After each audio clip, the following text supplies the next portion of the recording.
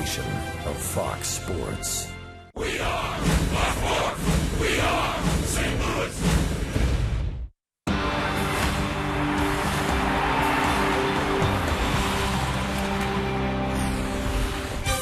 Welcome to St. Louis Cardinals baseball on Fox Sports Midwest. Temperatures have cooled a bit in St. Louis, and the Cardinals have cooled off the Dodgers. Hosting them final game last night was a thriller.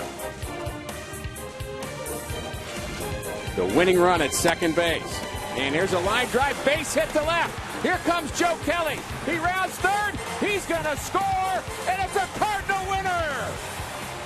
Rafael Furcal delivers in the 12th. What a game. Glad you're with us. Rick Horton with Al Roboski, and it was a fun finish here. It took a while, but the Cardinals finally got it done, and really an exciting game, an exciting way to finish out the third game of the series. A much-needed extra inning win, and Furcal picks up his fourth career walk-off base hit. It was a fun game, and the bullpen was very good with 5 shutout innings. And don't forget about Loesch. He was outstanding once again. Pitching has been very, very good, and we're going to take a look at that bullpen when we come back on Fox Sports Midwest.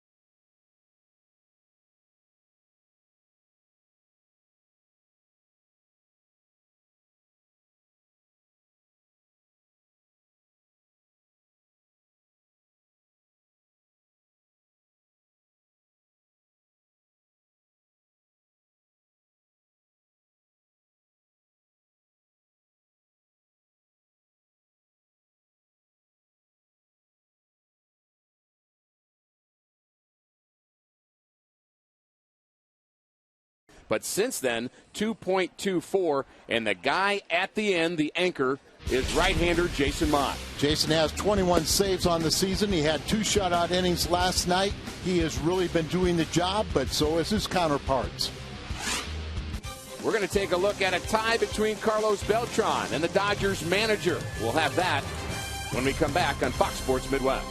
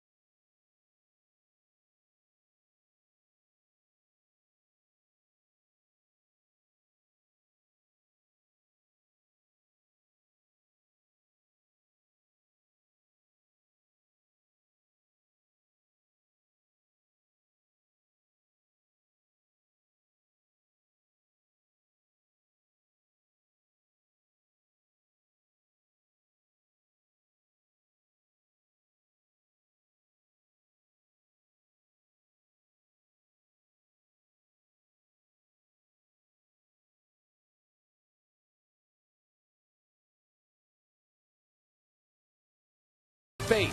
For more on these two, here's Dan McLaughlin. From 1977 to 1981, the Yankees made it to the World Series 3 times. In 1982, New York parted ways with Hall of Famer Reggie Jackson. They brought up a rail-thin rookie named Don Mattingly and began the longest playoff drought in Yankee history. Over 14 big league seasons, Mattingly played in 1,785 career games. He accomplished a lot. A .307 lifetime hitter, 222 home runs, 6 All-Star games, 9 Gold Gloves, an MVP in 1985, but no World Series ring. A year after he retired, the Yankees won the World Series. Mattingly collected just about every individual award a player could, but said that as he got further into his career, he had only one goal in mind. I had plenty of success early on individually, and then you get paid and the whole thing, and you're like, you know what, there's really nothing left to do but play for that World Series and play in the postseason, you know. So disappointing that you never really get that shot, but it's kind of like I'm not the only one it's ever happened to. There have been several great players who never got the chance to play in a World Series. Ernie Banks, Ralph Kiner, Ken Griffey Jr., Rod Carew. That list now includes current Cardinal Carlos Beltran. Beltran came close in 2004 with Houston and again in 2006 with New York, but both times he fell one game short, thanks to the St. Louis Cardinals. As they say, if you can't beat them, join them. And Carlos did, signing with St. Louis this past offseason. And while the Redbirds are reigning champs, Beltran knows this team still has plenty of work to do to reach the Fall Classic. No one said that it was going to be easy for us to come, this year and play great all the time. We know as a team that, we're going to go through a lot of ups and downs. And but for me, in my case, I just came here with the mentality, of, having the opportunity to be in the playoff. And, we have a lot of games left, and we just need to find a way to be more consistent. Beltran hopes to avoid looking back on a career without a World Series appearance. He hopes to avoid the sense of loss that Mattingly still feels. A great player who never got to shine on the stage of the October Classic.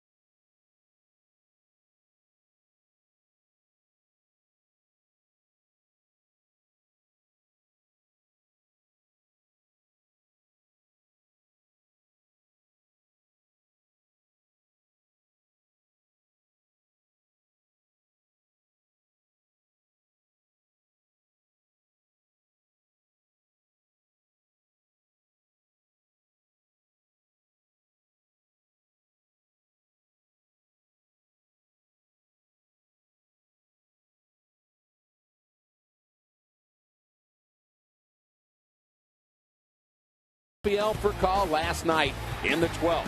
Final game of the homestand next, only on Fox Sports Midwest.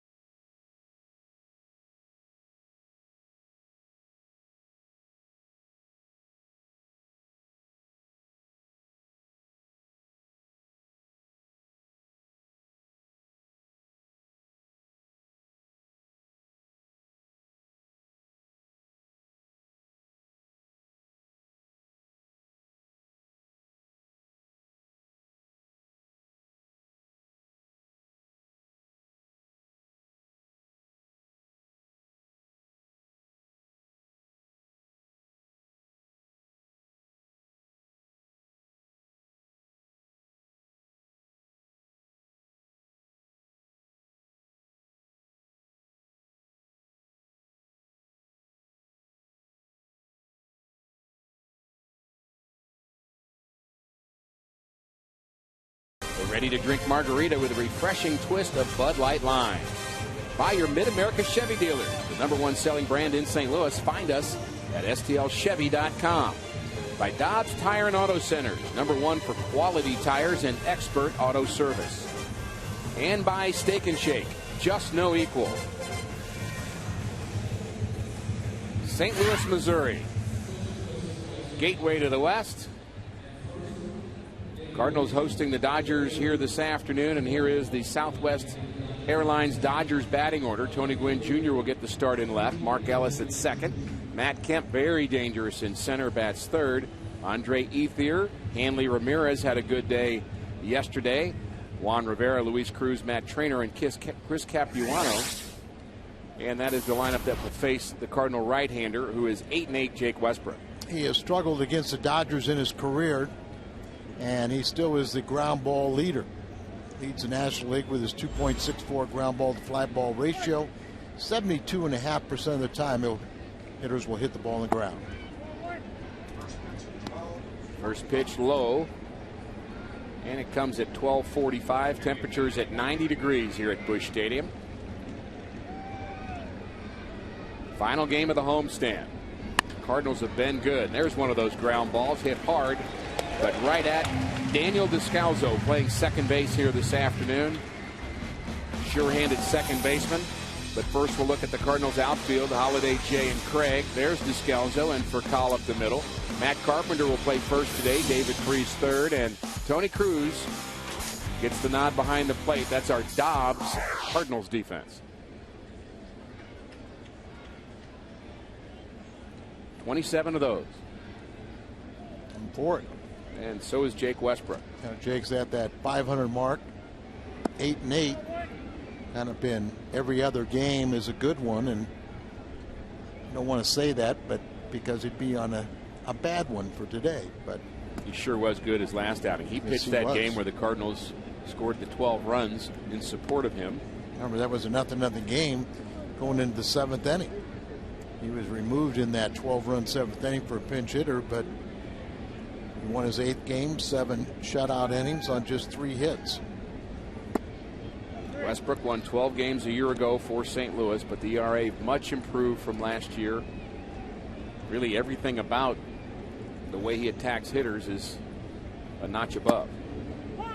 Strike on the inside corner. Both these starting pitchers have pitching much better this season than a year ago. Capiano's trying to equal his team or his high of a year ago today. Freese has it. Nice play, and a nice play at both ends. As Matt Carpenter digs it out of the dirt, Freese had to go to his left. Carpenter had to go to his right to scoop that ball. So here he is, a little spin and throw. Didn't have time to wipe the ball on his pant leg like he did yesterday, and maybe that's why it produced the low throw, but a good pick at the other end. Lance Berkman not in the Cardinals lineup. 2 days ago, hit on the right knee by Clayton Kershaw. Had an at-bat here yesterday and somehow managed to work out a walk, and guess what? That led to the eventual winning run. Joe Kelly running for him. Jim Hayes had a nice interview with him on our pregame show.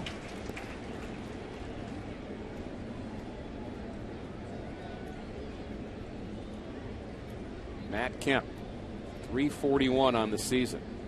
Cardinals have handled him very well so far in this series. It's 1 for 12. Came in hot since coming off the disabled list and after the All-Star break.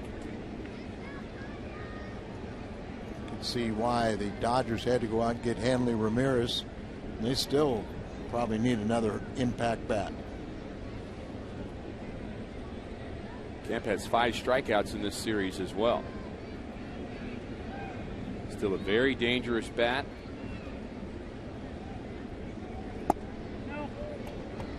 Change up from Westbrook.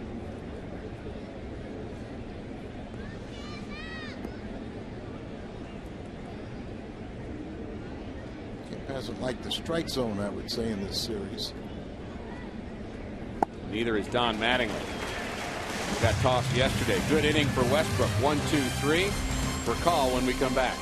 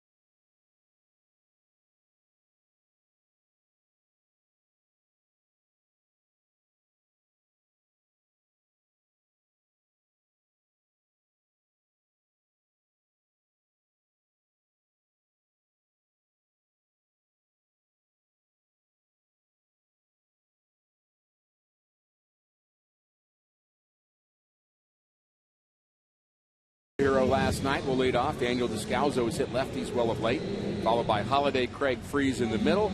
Matt Carpenter, we've seen him already defensively. Tony Cruz behind the plate.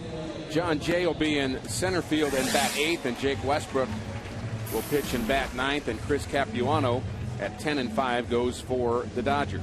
33-year-old left-hander signed a free agent contract, 2-year contract with the Dodgers in the offseason. He was a 11-game winner last year with New York, and if you go back to 05, he won 18 games with Milwaukee. He's twice had Tommy John surgery and pitching very well for Don Mattingly. He has quality starts in 6 of his last 7 starts. There's a look at our umpire that tossed Don Mattingly yesterday. Jeff Kellogg is the crew chief at third. But we'll look at the Dodgers defense. Gwynn, Kemp, Ethier. On the infield, Hanley Ramirez, Luis Cruz has played well. Mark Ellis and Juan Rivera. Matt Trainer will catch here this afternoon. And he'll catch Capuano, our Dodgers defense.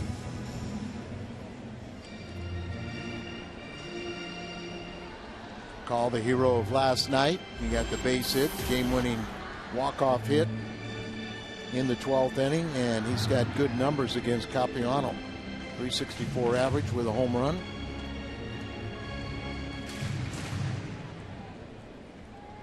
Lance Berkman also with good numbers against Capuano, but not able to play here this afternoon. And Holiday. Holiday as well, 348. That Freeze and Cruz are like 2 for 3, but very small sample, but a good one. First pitch strike, 2 for call. Capuano works off the third base side of the rubber and is a Phi Beta Kappa from Duke. You know, I don't even know what that means. In economics. What does that mean, Phi Beta Kappa? I know it means you're smart, Al, but I figured you'd have more details for me. Well, I will. He's a valedictorian out of his high school. Right. Then he went to Duke, which is an outstanding institution of learning, unlike Virginia. They're okay.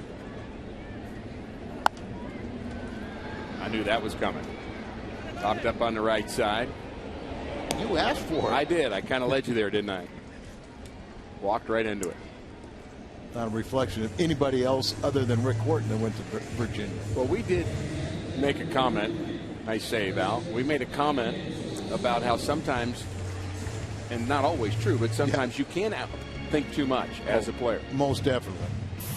And Capuano is very talented left-hander, very tough throughout his career against left-handed batters, but they say he's really figured things out and really has become a real true pitcher.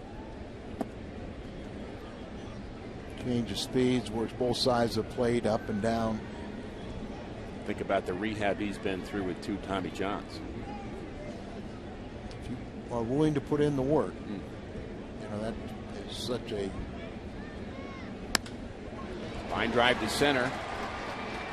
Another good Descalzo at bat against the left-hander, but nothing to show for it as Kemp makes the play. really a very high percentage of successful surgeries, but I think it's all about the rehab. And of course, as everybody understands, the carrot's pretty big if you can come back and add a few more years to your career. A lot of carrots. I saw Tommy John, who the surgery, the nerve transplant is named after, and I thought he was crazy the way I watched him try and come back, as he had the claw, as a lot of the players have really, they really couldn't open their hand, their left hand, if you're a left-handed pitcher, right, and he would have to catch a ball, take off his glove, jam the ball into his throwing arm, and then put the glove back on and throw. And of course, Tommy John never really was a hard thrower, and he had a tremendous career, borderline Hall of Famer. Agreed. He won a lot of games. I mean, I think he's at 270, somewhere in that vicinity, career wins, but Matt Holliday has hit left-handers well, and you can add that number to the statistic. Base hit up the middle.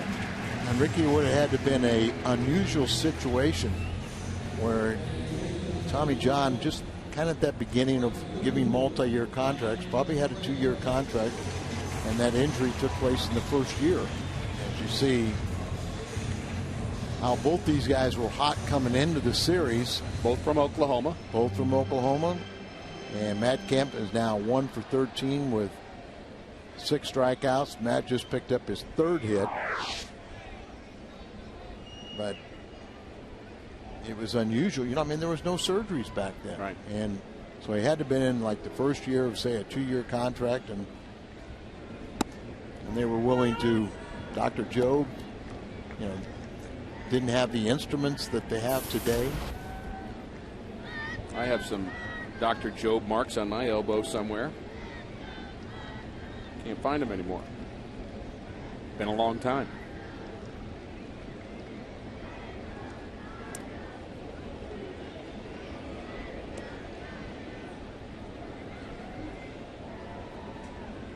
Tony Gwynn Jr. How about the shoes? Styling in left. Red shoelaces, it looks like, blue shoes. And going old school, isn't he? Maybe he talked to his dad after missing that ball last night. Told him go old school. Yeah, those shoes aren't old school. No, they're definitely not. The Oakleys aren't. So he is kind of a mixture. I can't imagine Pee Wee Reese wearing those. Ricky, he had black shoes. You know, wouldn't have black shoes until Adidas, and almost picks him off first, but he gets back. But Adidas came out with the colored shoes, and it was 1974, and Lou was going for the stolen base record. Everybody on the team, the first day they got those shoes, they were ready to wear them. But we went about 2 weeks solid. Every day, Reggie Smith would go up to Luke. Luke, can we wear our shoes now? Can we wear our shoes? Because that was such an exciting thing to us. The old black kangaroo, you know, Rawlings shoes that really you almost wore one pair in batting practice so you could wear them the following year. You'd have them broken in. And you want to make sure Lou's comfortable. Yeah, and then all of a sudden we got these real lightweight Adidas colored shoes that were red. Ground ball up the middle. Ellis has very sure hands, and he flips to Cruz. Cardinals strand a runner. Scoreless.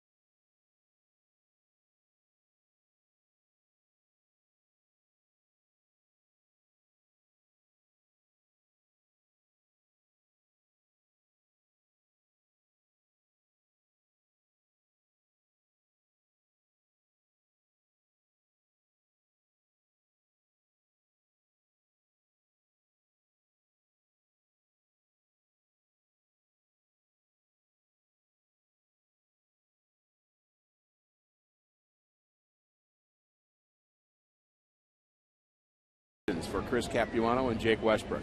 Well, Capuano trying to equal his win total of a year ago, but look at the vast improvement in ERA. Same thing with Jake Westbrook. He's knocked a point plus off his ERA, and you think he's going to win more than 4 more games and best his win total of 12 a year ago. Westbrook probably pitched better than 8-8. Look at a couple of games he probably could have won, but he is a 92 and 92 career pitcher. Working on this Thursday afternoon. Cardinals headed to Chicago from here, and then to Colorado, and then to Milwaukee. They're going to be playing 3 teams out with records under 500. Well, it's important to win this game against a good ball club, and then Los Angeles will continue their road trip. Big series as they go to San Francisco. They trail the Giants by 2.5. Dodgers in second place in the West. And they traded their starter for tomorrow. That was part of the Hanley Ramirez deal. So they will have to come up with probably an inexperienced starter, or they're still searching the waiver wire. TBD is pitching tomorrow. Yeah, to be announced. Did make a roster move is Adam Kennedy was put on the DL. Base hit to right for Ethier. And Tolleson was recalled. I wonder if he even made it to the airport. Probably did because it was yesterday, but may not because I had heard yesterday they were going to put probably Kennedy on the disabled list. Right in the middle of the plate, down, and Ethier just too good of a hitter to miss this one. Just so glad it's just a single. And that's the pitch you throw when you're behind in the count. Sure, and you make him hit it, and he percentages are that there is, if you hit it, you're going to hit it at somebody more than a base hit. So always recommended make them hit their way on. But Kennedy actually kind of pulled a groin muscle in spring training, aggravated the other night at bat. He went ahead and got a base hit, but he was put on the disabled list.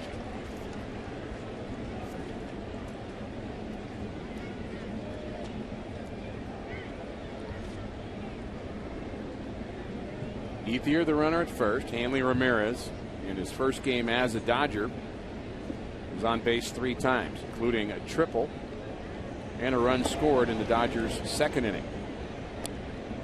Career 300 hitter, Hanley Ramirez, and he certainly made this team better offensively just with one deal.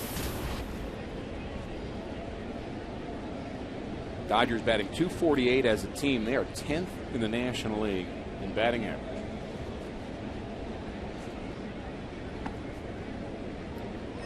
Almost 100 runs fewer than the Cardinals.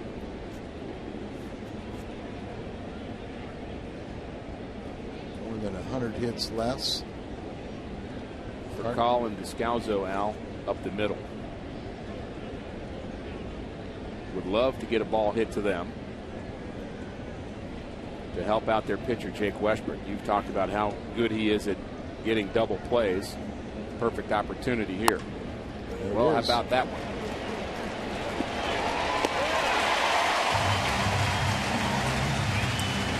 5-4-3.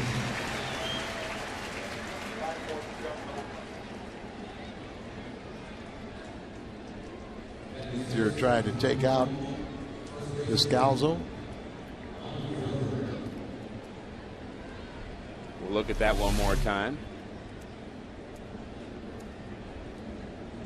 Goes to the bag. Multiple ways of turning a double play. Goes to the infield side and then leaps a bit. Pretty standard right now.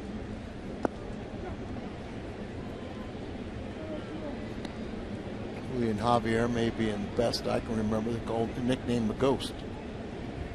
As runners thought they had him in their sights, and then the next second he was gone. And there were some players that lived for that play at second base. Back in that era where you didn't like the opposition, and anytime you could take out a middle infielder, that was part of the job. I've heard people talk about Hal McRae being one of the game's best at taking runners out at second base. I saw that. The best I saw was Lonnie Smith. Lonnie Smith was good, but George Brett and Hal McRae were outstanding, and yet both of them end up injuring their shoulders. I always thought it was guys that wish they'd have played football. Like a little flashback for him. And like a Ray Langford when he took out Darren Dalton at home plate. Oh boy. Ray was an outstanding running back in high school. 1-2 to Juan Rivera, playing first base this afternoon. He fouls off that Westbrook delivery. Kind of feel bad for the Rams rookies. Not quite hard enough for them. Got a little taste of St. Louis yesterday, but today it's a little too cool for them. Jeff Fisher needs to punish them a little more, right? Work them out. Somehow I think they're going to have enough punishment going through training camp. I've seen it. I know what they do, and we're excited about Jeff Fisher being in town and that's right. What the Rams might bring us.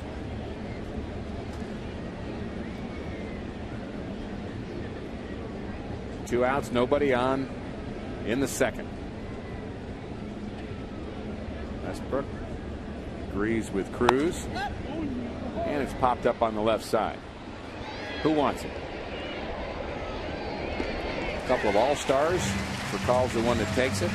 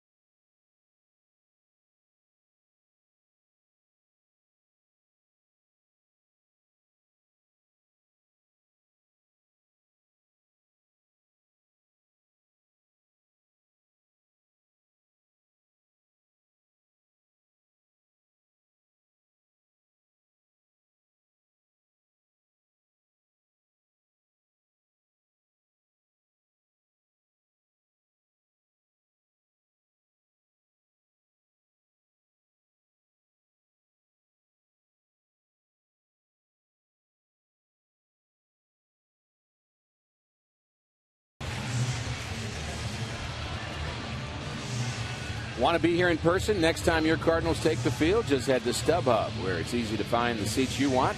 You see the Cardinals in action all season long. StubHub is the official fan-to-fan ticket marketplace of the St. Louis Cardinals. No score, bottom of the second inning. We understand that some of our DirecTV viewers had some interruptions in their telecast. We apologize for that, but we're glad you're back.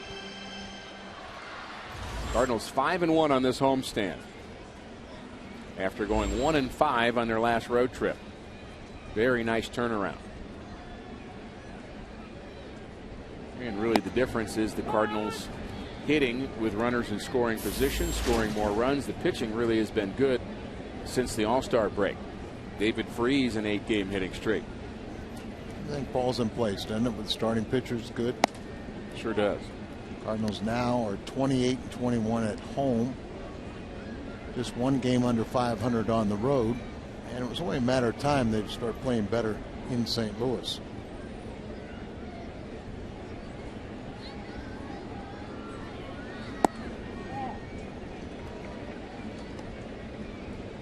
David Freese has swung the bat well of late, 8 for his last 17 in this homestand. But we have also seen some very good defense from him. The 2-1 is a base hit up the middle. Now 9 for his last 18, and a 9-game hitting streak, but it hasn't just been the offense. David's played very well at third base. Here he snatches one, gets a double play. Here come in on the run, off balance throw to his left, spins and throws there. That was earlier in this game here, and now he has a 9-game hitting streak after this swing. As a tire service with a video, an off-speed pitch, made a change-up that stayed up a little bit and powered it through the infield. It was a good look from the side angle, how he was out in front just a little bit, but was still able to keep his hands back and drive it up the middle. Now Matt Carpenter's 2 for 13 in this homestand, and getting the start against the left-hander Capuano. It's a little deceptive, that 2 for 13, because I mean, considerably more than half of those at bats have been against left-handers in tough situations. Agreed.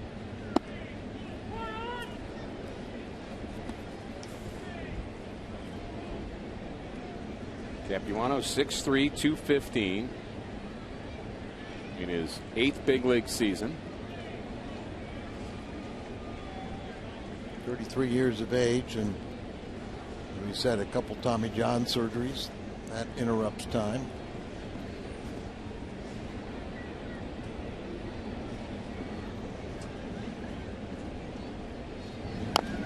Shoney has a good move to first base, too. The Cardinals are going to have to be careful about that. We've seen that in the past.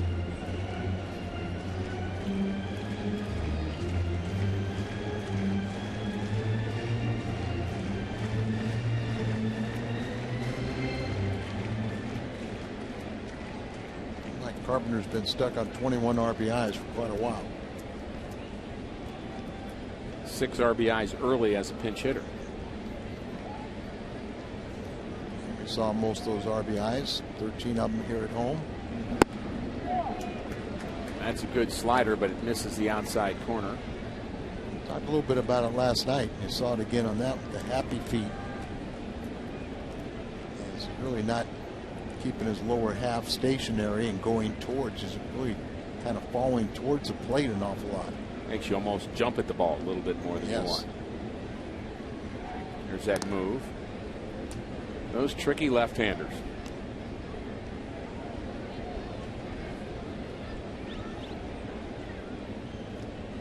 Lou Brock, the great base dealer, said the toughest pitcher for him to steal off of was Don Gullett. For one simple reason. And you think what it would be? I happen to know the answer to this one. Is this our AT&T trivia question, or are we? No, we're just. This is the Al Raboski trivia question. This is my trivia question. You want me to answer it? Yeah. The answer is because he never threw over. He never threw over, and Lou felt like, and every time he took a lead, he'd go, "I know he's never thrown over, but this is the time he's going to throw over," and he never could get comfortable. Always felt if he would have showed his move, then he could have figured out the trigger mechanism to it and get his break, but he just never felt comfortable because he never threw over. So contrary to what a lot of managers think, isn't it? Absolutely. Fly ball to center, well hit, but in the tracks of Matt Kemp, and waiting to see what my prize is for getting the Al Raboski trivia question right. Fox Sports Midwest is joining up with The Mission Continues on a veteran-led service project in Belleville on August 18th. It's expected to be the largest project yet from the Summer Service Slam campaign, and we need your help. Reserve your spot online at missioncontinues.org. There you are. There's your prize. You got to read the promo. Thank you. I was pulling out 5 100 crisp, brand new $100 bills, but I think it was rather read the promo. I'd rather read the promo on Mission Continues because that's more important. What that group is doing. I know you've been a part of it. And they're going to be honored by the Cubs on Sunday. You know, it's a national organization.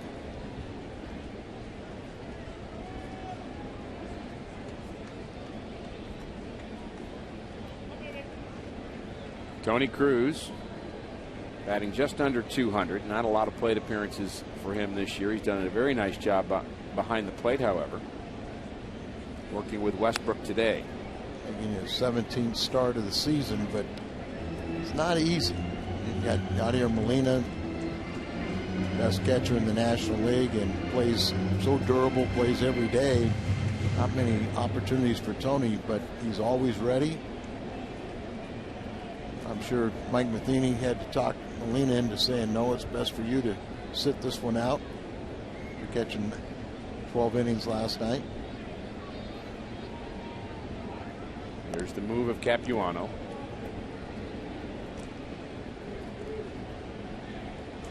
The one home run that Cruz does have, he hit in Miami. South Florida is where he was raised.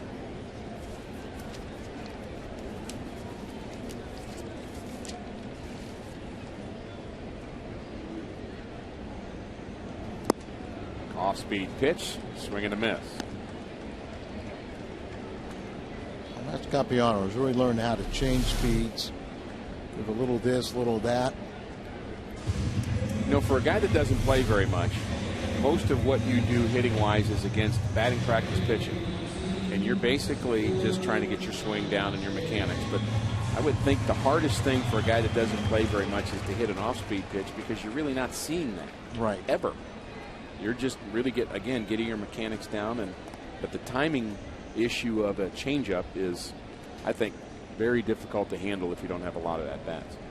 Especially when a guy has good arm action, same as his fastball. John Jay at 3:01. It's a fastball right down central.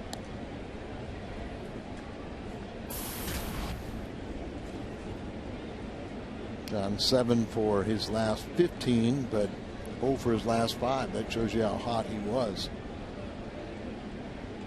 Career high 4 hits on Sunday.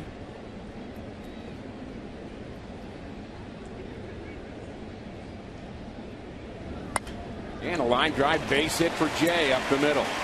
Freeze will stop at second. And the Cardinals have first runner in scoring position here this afternoon. And Jake Westbrook, the chance to give the Cardinals a lead. And we'll take a look at the delivery of the left-hander Capuano. They're real special with it. Drives towards, kind of hides the ball a little bit. He's always been noted as a guy that just really likes to work out.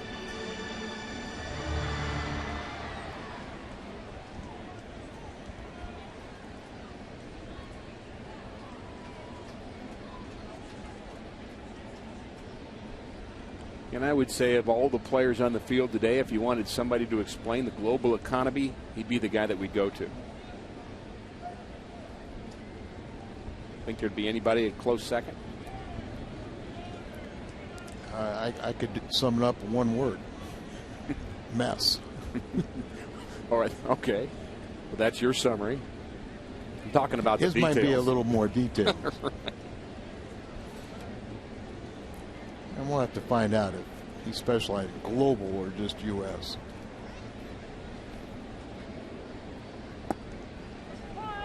Jake Westbrook's got a little pressure on him. And have to, as a starting pitcher, he has to drive in a run today at the very least, or score the winning run. Kyle Loesch drove in a run yesterday. The day before, Wainwright had 2. And Kelly scored the winning run last night as a pinch runner. A lot of bragging going on in that rotation. Very cruel Jim Hayes was in with Joe Kelly and showed the video of his adventures on the base paths the last few days and falling.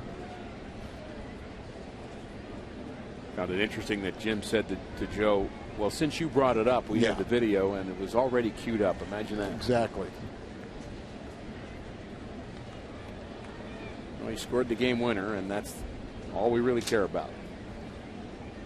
The 0-2. Took a tumble in his start. What was that? Tuesday? Wednesday? Monday? It was on Tuesday. Tuesday. And then stumbled past the first base bag, and then yesterday stumbled across the second base. Close play at second, just in time. John Jay hustling all the way. That was very, very close, but he's out, says DJ Rayburn. I love the way John Jay plays this game.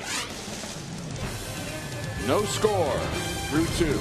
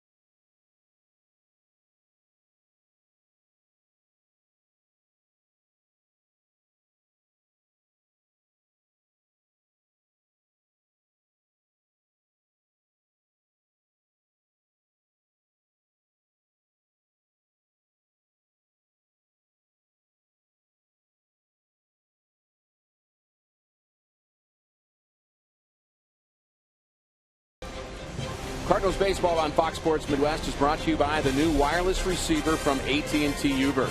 Visit att.com/free your TV. Rethink possible. MyKiaSt.Louis.com. And get the All-American Jack Combo at Jack in the Box. It's a no-nonsense burger with fries and a drink for only $4.99 plus tax at participating stores. Stan the Man Musial welcoming folks to the ballpark here this afternoon. Jake Westbrook and Chris Capuano both having very good seasons. And this game is scoreless. We go to the third.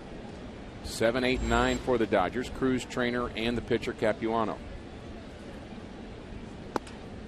Cruz has an open stance and has had a good series, both offensively and defensively.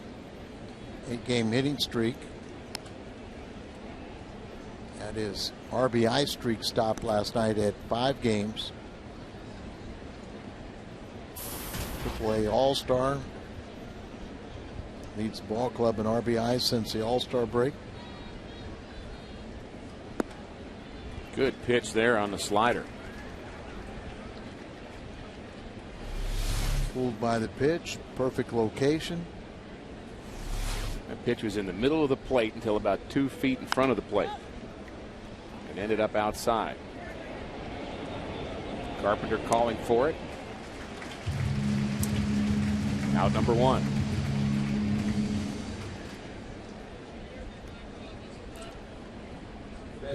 Starting pitching has been a big plus for the Cardinals during this homestand. 1.56 ERA. Opponents are just batting .215 against him. Gotten 7 double plays. Really not walking many. Bunch of strikeouts. Keeping the ball in the ballpark. Derek Lilquist has done a really nice job.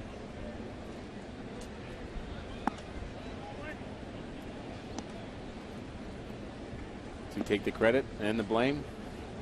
Pitching coach? Pitching coaches and managers. Well, coaching and managers get way too much credit for when teams win, and they get way too much blame when teams lose. And that's what they'll say. To a man, every one of them will say that. This is a player's game. They're just trying to put him in positions to do well. And so far, that's what Westbrook is doing right now. We got a tweet yesterday, Al, that I would like you to get your Phi Beta Kappa answer on. A Cardinal fan says, you guys always talk about our guys in the truck. And she said she was watching the game with her husband in her tweet here, and he said, is there really such a thing as guys in a truck? What does that mean? So maybe we should explain that. I mean, they're not just guys in any old truck. They're our guys. They're not? Why don't you explain what they do? Well, first of all, I couldn't explain because it's way too technical for me, but I guess, how would we say? It's almost like a 18-wheeler. And if you think about the shell of that, and then think about just panels upon panels of just electronic equipment and computers and consoles where they can sit, but a bank of television sets where the director will call up all the shots. Looks like NASA kind of. I mean, it looks like whenever you want to talk about it, but they are sitting truly in a mobile unit that can go from site to site. That's a truck. And our guys in the truck do a great job. No score from Busch.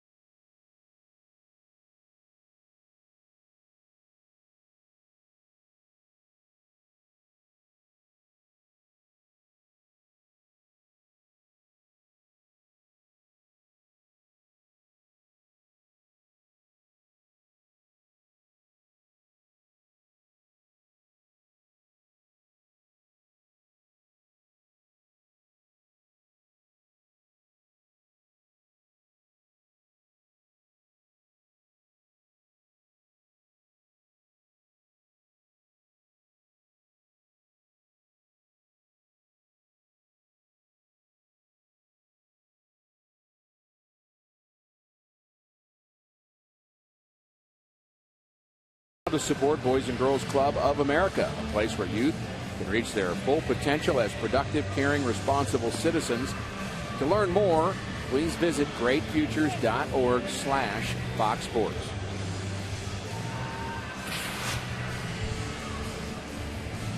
There's 2 of the 3 Cardinal batters you'll see in the bottom of the 3rd inning. Rafael Furcal, Daniel Descalzo, and then Matt Holliday to follow. And those young ladies want some offense. So let's go. Cardinals have the 3 of the 4 hits in this ball game. They've stranded 3. Only had a total of 6 hits last night. Furcal's 6th hit, a game winner.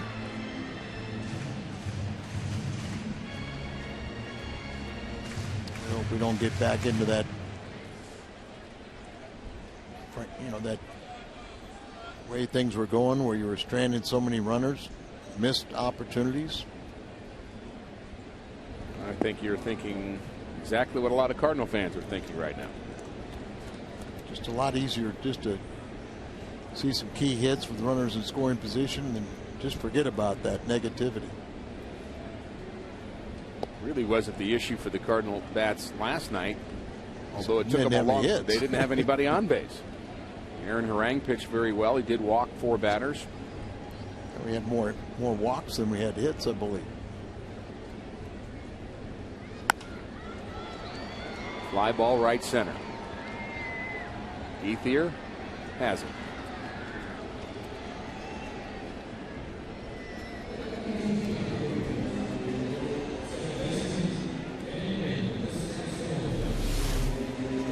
Got his sunglasses down, but still kind of a cloudy sky. And Ethier playing in his 279th game without an error.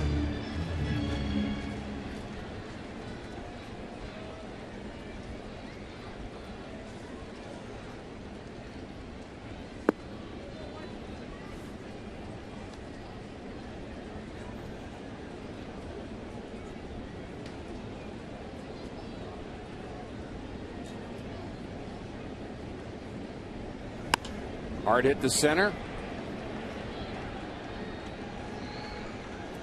Kemp has it. 2 fly ball outs to start the Cardinals' 3rd. Now Matt Holliday. Holliday has 35 multiple hit games on the season. He already has 1 this afternoon.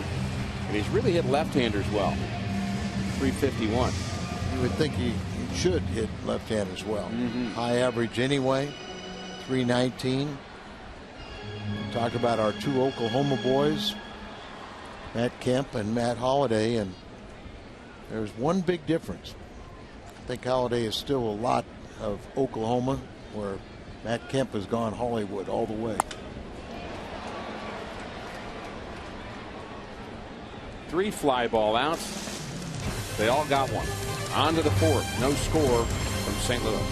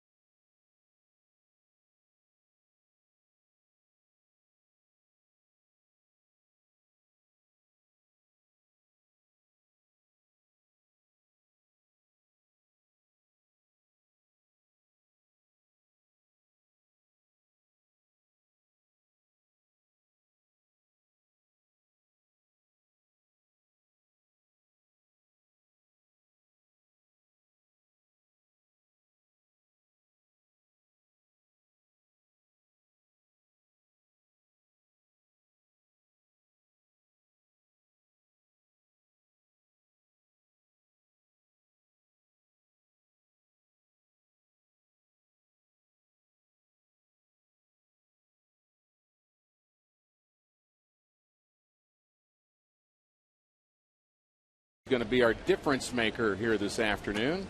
Hopefully it'll be somebody wearing the birds on the back and not the Dodger blue. A good candidate right there, because if it's Westbrook, you'd like to think that would be another Cardinal victory and wrap up a great homestand.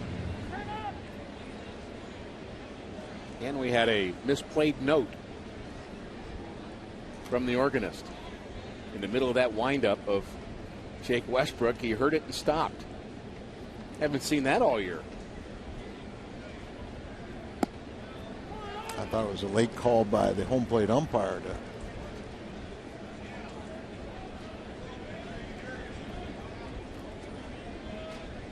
Umpire heard it too.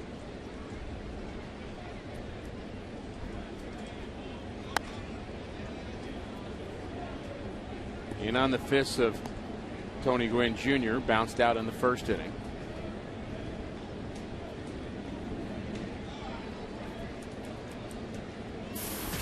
Like throwback uniforms. You don't see modern players have such baggy uniforms.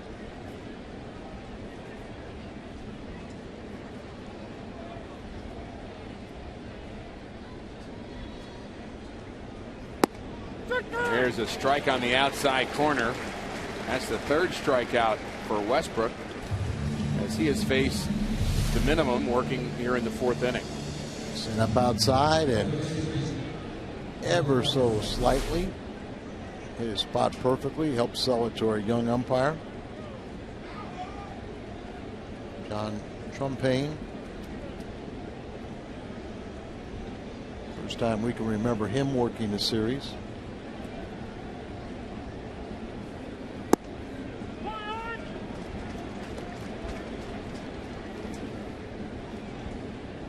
Mark Ellis,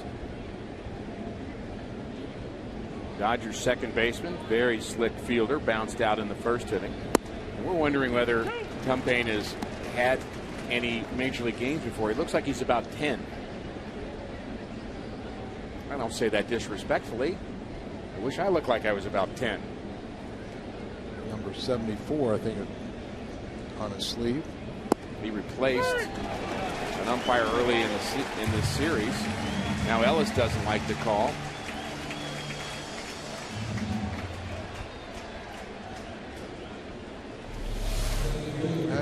Once again, you see him set up outside and very close. He stuffs off a little more of the black than on Mattingly, barking a little bit. Of course, he'll probably already heard from his buddy Joe Torre. I'm sure he did. Hey Joe, you remember all the time I helped you out? As Joe gives the discipline to injections and things in Major League Baseball now. It used to be $500. I don't know what it is anymore, but that was back in 1980 money. So right. Shift on for Matt Kemp. Cardinals really have handled him well.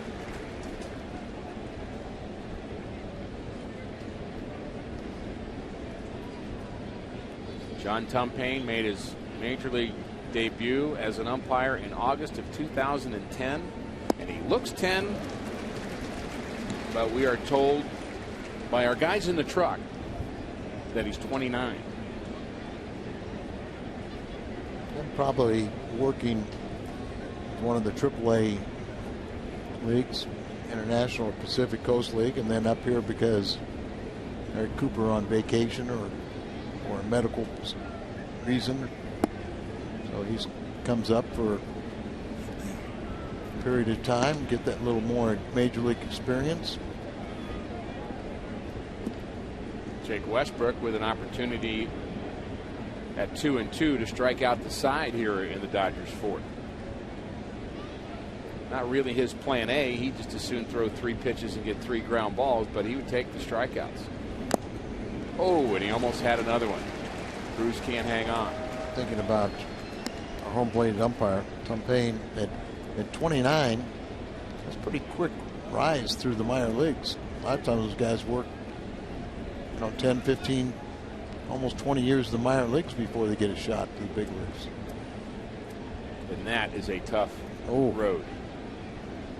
Being a minor league umpire. Very few days off. I'm sure it's changed quite a bit, but remember in A-ball, it used to be 2 umpires. If you went up the ladder, you'd go to 3. Even in AAA, it'd be 3, but pretty much they would have to drive from. They'd be there in a city for a series, but they'd have to drive to their next series, and not much money, not much per diem. You better like the guy who's your partner. Oh yeah, or it's a long summer. Very long summer.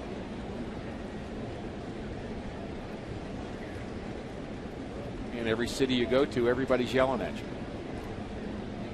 One team, then the other team, then the fans.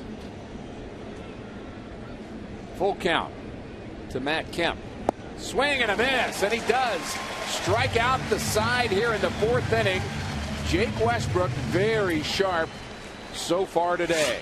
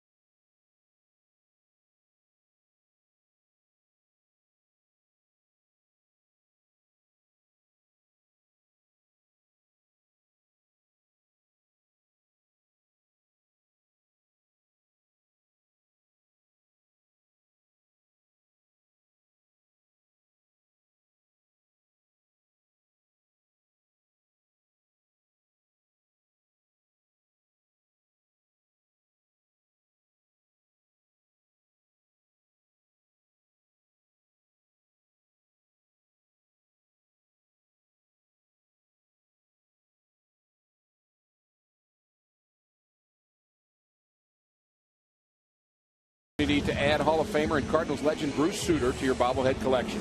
25,000 fans entering with a ticket will receive a Sutter bobblehead presented by Coca-Cola and Deerbergs. For more information and to purchase tickets, visit Cardinals.com. We'll make sure we get one of those. Bruce Sutter, great friend of the team, watches a lot of our broadcasts, and looking forward to his special night on Friday, August 3rd. Number 42. Through that last pitch in the '82 World Series. And instead of his signature split finger, it was a fastball to Gorman Thomas for the strikeout. 93, 94? 83, 84. Remember, Bruce is watching.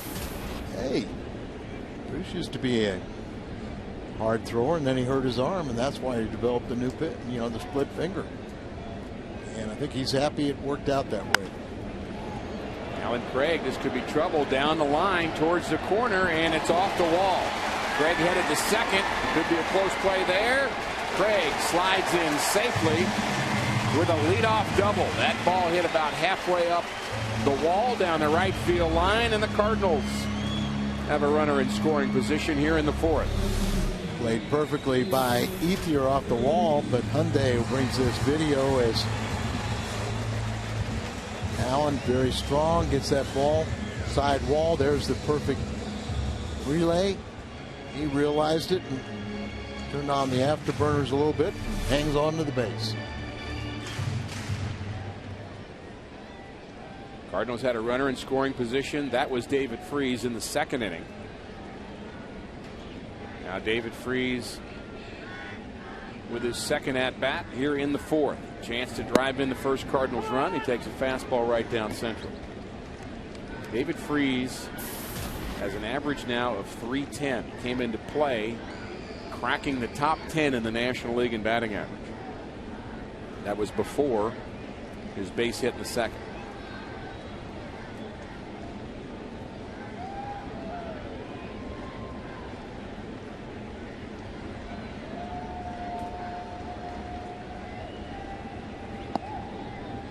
That David Freese has gotten up there because his last 37 games coming in today, he batted .380, 49 for 129.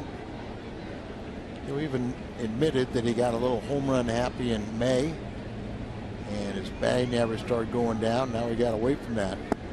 Hadn't hit a home run for a while, and he did hit one on this homestand, but started thinking about let's be a more productive hitter. And home runs are glamorous, but they really sink your batting average more times than not. Home runs will come if you're hitting the ball hard and getting base hits. Exactly right. The 1-2 to Freese. Just misses the inside corner. It's what's so crazy about the home run derby, where you're telling the player, we want you to think about hitting home runs. We look at that delivery. Does it catch the corner or not? No, it doesn't. A little bit inside. But Don Manuel said it doesn't even up though. But in the home run derby, you're trying to hit home runs. That's not what players think. They think the approach, and as you say, the home runs just happen. 2-2 hit to the right side. This is shallow, and it's going to drop. Both Kemp and Ethier took funny angles to that ball. Hit off the end of the bat by Freese, trying to go the other way, and he gets a base hit out of it. He's now 2 for 2, and Craig goes to third. It's well placed between the right fielder and center fielder, and both of them looking at the video board. As you're right, it looked like they both were expecting the other to field it. Both of them kind of pull up a little bit. Ethier, I think, would have had the better approach than Kemp. If the Cardinals catch a break, can they capitalize on it? Would have been a difficult play for either one of them. No question. Neither one of them aggressively went after it.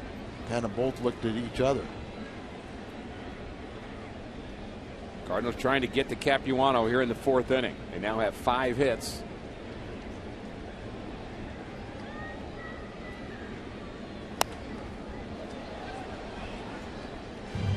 Good cut for Carpenter on that slider.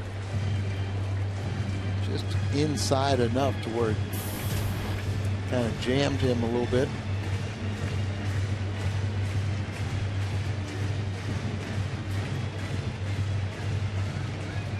Opportunity for a big inning here for St. Louis. They're trying to go 6-1 on this homestand. Open stance. No batting gloves. Ground ball to the right side, and it's a base hit for Carpenter. Craig scores, and the Cardinals lead 1-0. 3 straight hits to start the fourth. Mentioning Carpenter, it might have been a long time since he's got an RBI. Well, he's got another one. His 14th at home out of 22. Just bounces it through the right side. Alan Craig comes on home, and Cardinals 3 consecutive hits. Runners at first and second. Nobody out for Tony Cruz. We talked earlier in this series about how the Cardinals have had a habit of having a lot of crooked number innings. It'd be nice if this was one of them. Always fun to see crooked numbers up there. You're watching a game. One of the goals that managers talk about is scoring in at least 4 innings. Cardinals are 16-2 when they score in 4 innings. Almost guarantees a win. Line drive, base hit to right. Oquendo sending Freese. Carpenter to third, and it's 2-0 St. Louis.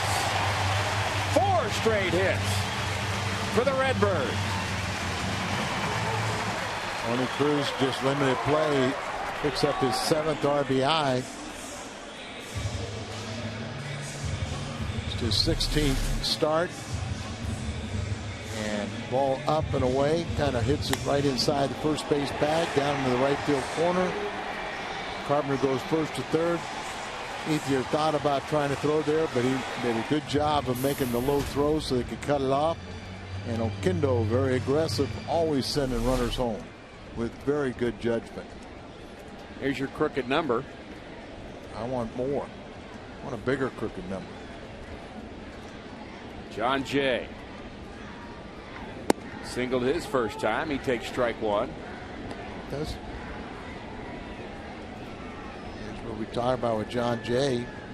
This is hitting .333 on the season, but of late, most of his base hits have been against left-handed pitching. Both he and Descalzo in the lineup. Harvard out of necessity, too. But they've also hit lefties well. Descalzo up over .330 himself.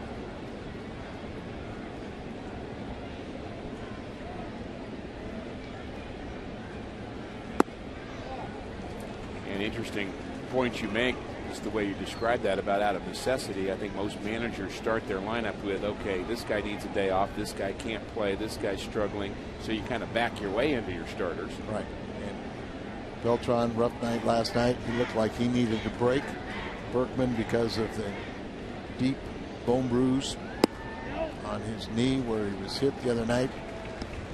Kershaw hit him with a slider, but it was right on his surgically repaired right knee. Yadier Molina. Molina had caught 12 innings last night. He needs a breather. So the only 2 other choices would be Tyler Green and Skip Schumacher.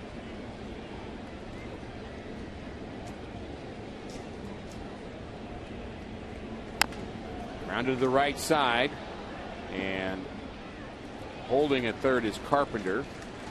Rivera tags John Jay. Tony Cruz to second. Matt Carpenter did not go on contact here. Well, usually when the ball's hit to the right side, you go anyway. And you don't have to go on contact. But that's something that a third base coach can't tell you.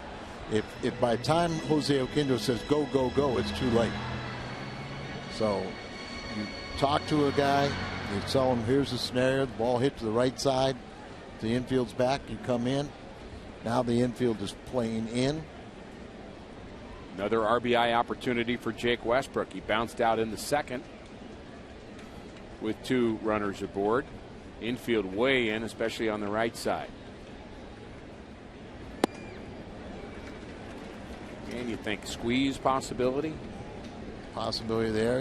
Capiano elevated the ball there, but that could be an easy sac fly. Talked about Wainwright had 2 RBIs in his start. Last night it was Bloch had a sac fly. Very few RBIs from the pitchers. This would be a good spot to get another one. Hanley Ramirez keeping Carpenter close.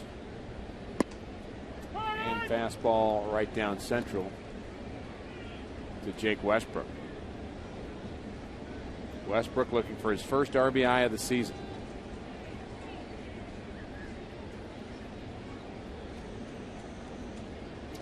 For call on deck.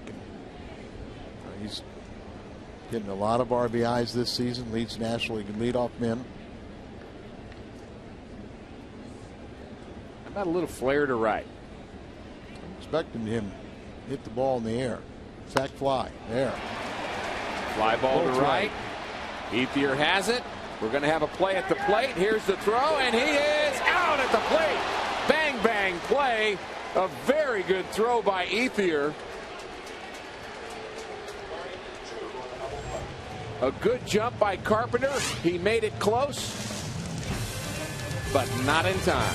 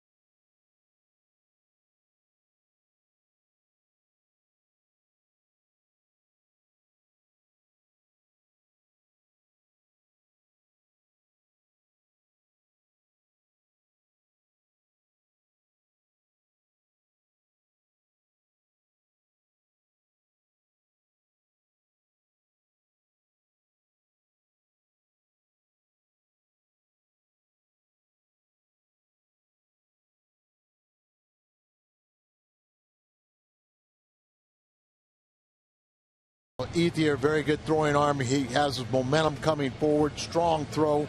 One hops there. Trainer has plenty of time to prepare for any kind of collision. So Carpenter goes back, tags up, and now he comes in here. Don't be looking.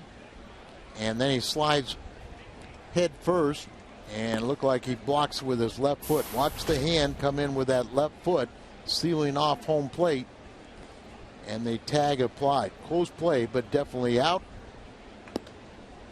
And the umpire, some pain right on top of it. My question is, when you see a play like that and the catcher's kind of all hung out, why go head first when you're going to slide into either the foot or the catcher's equipment? That's when you play football and you run through the catcher.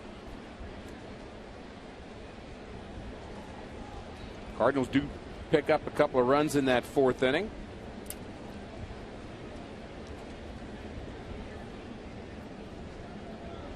Mentioned that Ethier playing in his 278th ball game without an error, and just made a great throw right there. Usually a 300-foot fly ball is all you need. And he picks up the second hit. Both hits by the Dodgers.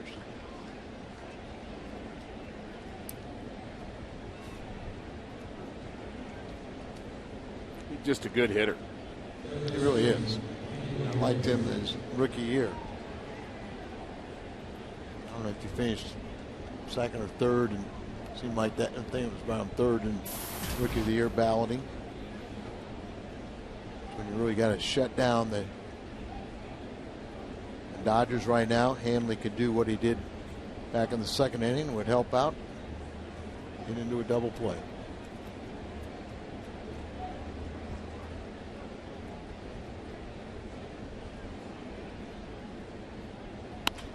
Ground ball. Westbrook kicks it, and it's going to be an infield hit for Hanley Ramirez. We've seen Westbrook do that a couple of times this year on the hard hit balls.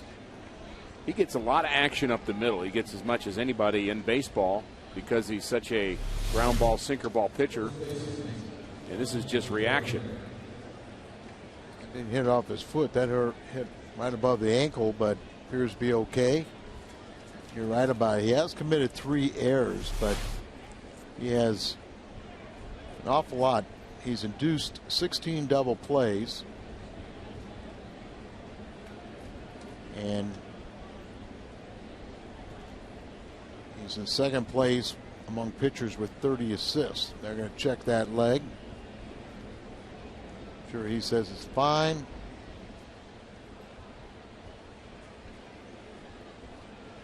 Sure, they'll make him throw a couple of pitches just to make sure there's no issues. And he says he's fine. Really just instincts, isn't it, for him to stick his leg out? Now, sometimes it works against you because in this case, you deflect it away from a fielder and it goes for a base hit. Wonder if that ball would have gotten up the middle or not. I think it probably would have gone through. So the benefit potentially is it not being runners at first and third. But the downside is if an infielder was able to get it, could have been a double play. And we talk about a ground ball pitcher like Westbrook. Give up a couple hits, but you don't worry because you're always one pitch away from getting another ground ball. Turn in 2. In this case, you're open for 3. Juan Rivera. Key moment in this game for Westbrook. Cardinals had 4 straight hits to start the 4th. The Dodgers with 2 straight to begin the 5th inning. Double play would be nice here for Westbrook.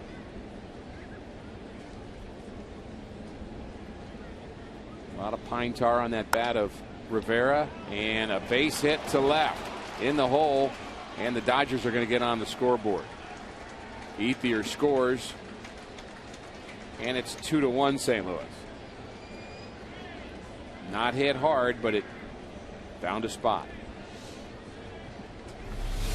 Probably couldn't have turned 2 if it was even hit right at Freeze because it was not hit hard. Ethier scores the first run. 34th RBI for Rivera.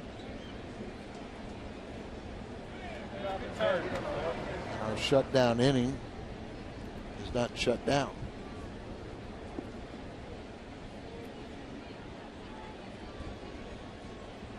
Luis Cruz is a Dodgers shortstop. He's 0 for 1.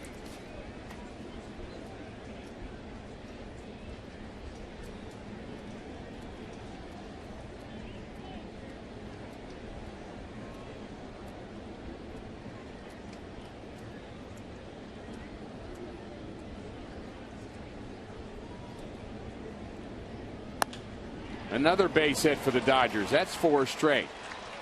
Here comes Ramirez. No chance to get him. And this game is tied.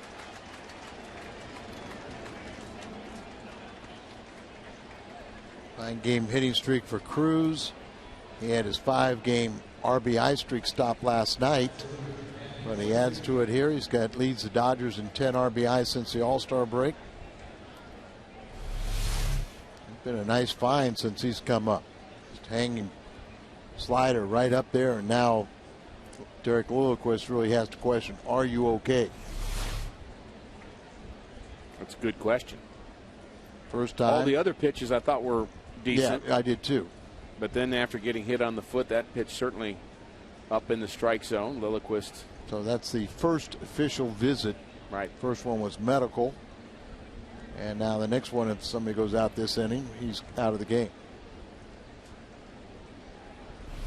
And here's the play we're talking about. Westbrook kicking his leg out. They're hoping to catch that on their shoe. Ideally on the sole of the shoe so he doesn't hit any flesh. But that got above the ankle. Ground ball to the right side, and this is going to be an infield hit as well. And they might get the runner off at third, but and they had do. Him at home. You better hurry. And the throw gets away. Cardinals had a chance to get the lead runner as they had him off of third base. And the error gives the Dodgers the lead. Boy, Scalzo, and he makes the great stop, keeps the ball in the infield. They had a sure out at home plate. He threw to third base. So here's the nice play to stop the ball from getting into the outfield and producing another run. So here he throws to third. And then Freese knew that he had a player hung up between first and second. He kind of sidearmed that ball a bit, and it sailed and right into the runner, so he was screened. So Tony Cruz really didn't see the ball. And you wonder if Tony Cruz gave David the right angle to throw that ball. Run scores on an E5 throwing error. Or the ball just got away from David Freese, but it scored as an E5. Both runners move up. Now 3-2 LA, and another harmless ground ball to the right side. 5 little scratch hits. Fly ball to center. John Jay on the move, and he's got it. And it's going to be a sacrifice fly. And another Dodger run. And just like that, it's 4-2 Los Angeles. Castellanos drives in his third run of the season.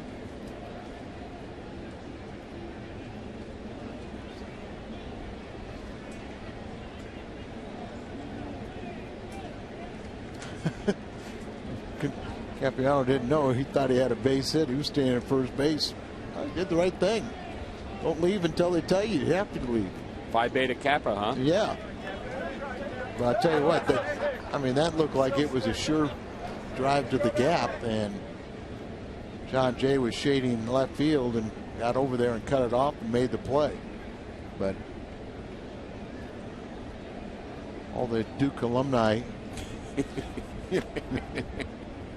they lost a little bragging rights. Steve Jones, no big deal anymore, Steve. You went to Duke, so what?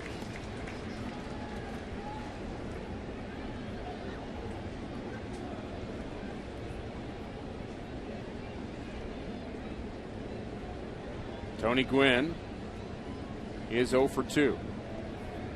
Matt Trainor's the runner at second base, and the Dodgers have already scored 4 here against Jake Westbrook in the 5th inning. And they've done it with 1 bloop hit, then 4 ground ball hits. I won't say that about Bill Coleman, another Duke graduate.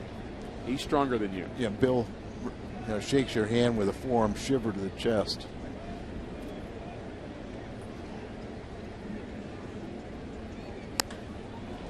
Fly ball to right. Should be the second out, but Craig keeps backpedaling. Capuano had that sacrifice fly to score the run, and he wanted to stay at first base and had to be told, you don't get to do that.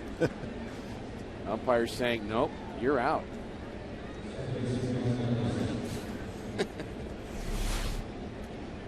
Oh, come on. It's his 8th year in the big leagues. He was all smiles. He'll get it down. He was all smiles when he came into the dugout, but part of the reason he's all smiles is his team has just scored 4 runs.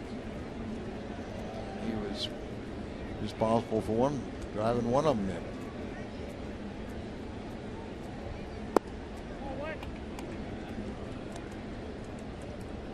Ethier, Ramirez, Rivera, Cruz, and Trainer all with base hits to start this inning. An error by David Freese, and a sacrifice fly by Capuano, and it's 4-2 Los Angeles. Good slider. 1-1 to Ellis. And everything has changed since that one-hop throw from Andre Ethier. Turned the momentum around, didn't it?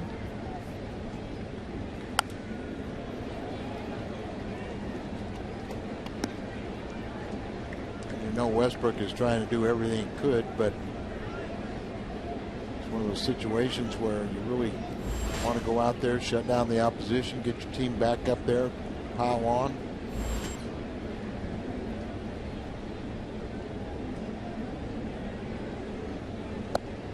Swing and a miss.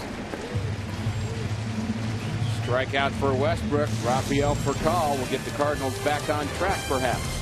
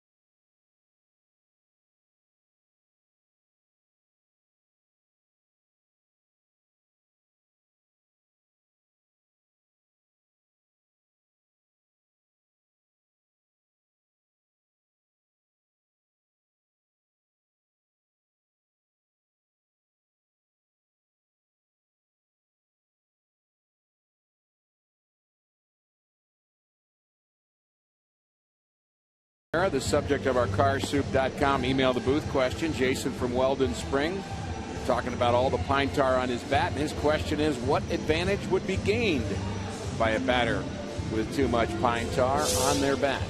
Zero. There's no advantage to having the pine tar other than, and it's done solely for the grip, to be able to hold on to the bat.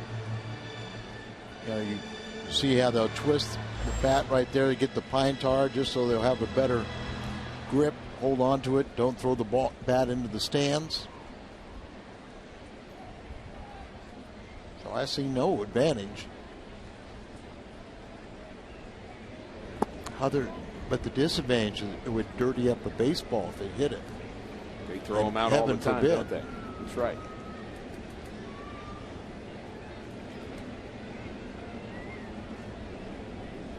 Will the Cardinals answer here in the bottom of the 5th inning, trailing 4-2? Furcal takes a strike. It is so funny to me is you even see pitchers, you know, a base hit is hit and a pitcher will throw a ball out. You know, where pitchers always wanted the ball that was scuffed up, a natural scuff. Off-speed pitch. Swings through it. And follow Fox Sports Midwest coverage of the Cardinals at MLB.com @BAT12 for your iPhone, iPad, Android, BlackBerry, and Windows Mobile. Get live audio, pitch tracking, video highlights, and more. Text @BAT to 31826 or visit Cardinals.com for details. The 1-2 to Furcal has popped up. So 3 outs in the air for Furcal here this afternoon. Cruz has that one.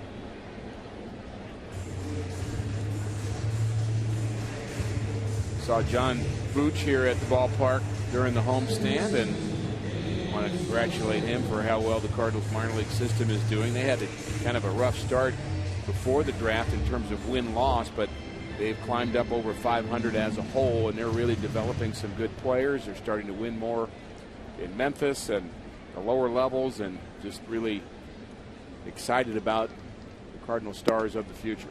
It's kind of a fine line. Minor leagues are all about development, but if you can develop and also win, get teams used to winning championships. As players go up the ladder, they all of a sudden think that, hey, we can do that at the major league level too. What's on Tap was brought to you by Budweiser. Cardinals heading to Chicago. Lance Lynn and Travis Wood in game 1 of that series. Joe Kelly will pitch Saturday. Adam Wainwright on Sunday. The Cardinals have an off day on Monday.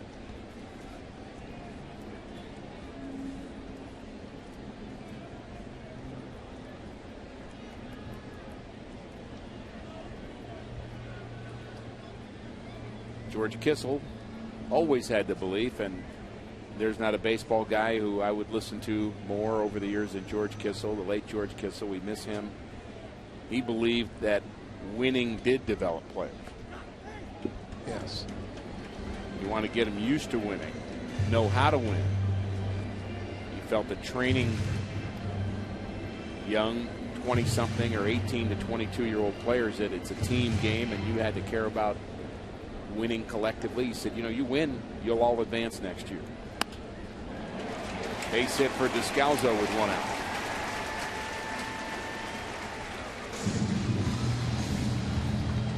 You wonder about, we take a look at Descalzo, picks up his first base hit of the afternoon, 1 for 3 now. Good to see Descalzo get a base hit off a left-handed pitcher. Ball up a little bit, just fights it off, muscles over the infield. But you wonder about an organization in the Pittsburgh Pirates, who have not won at the major league level for 19 consecutive seasons. You know, it's very valid when you say they've got to learn how to win.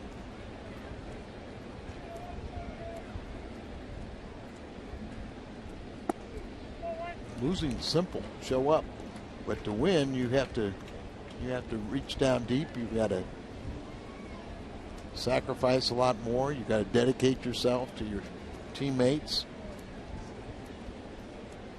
We've seen players over the years that get to the big leagues and they believe that that is the end game. Me being a big leaguer.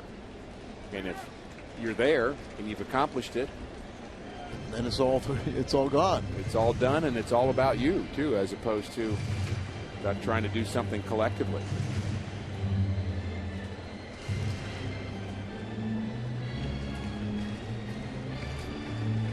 And if you are fortunate to be on a winning team, it takes a contribution from every single player. Sure, you got your thoroughbreds and you got your guys that are going to be the regulars and do everything, but you're going to have injuries. There's going to be a surprise player that comes up, does something to get you over the hump. Cardinals have one of their thoroughbreds at the plate. Matt Holliday, 2-0 pitch. Swings through it. I wouldn't throw that pitch again. I'm just suggesting.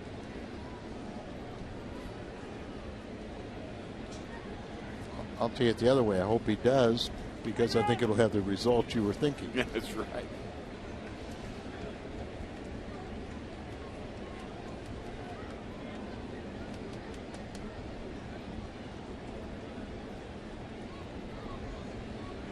Holiday has 63 RBIs on the season.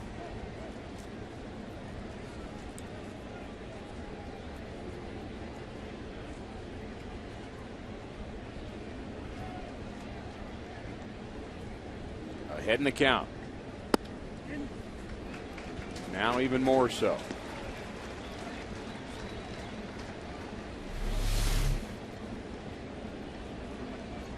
Breaking ball going inside. You could be asking for trouble. Breaking ball down to Matt Holliday on a 3-1 pitch.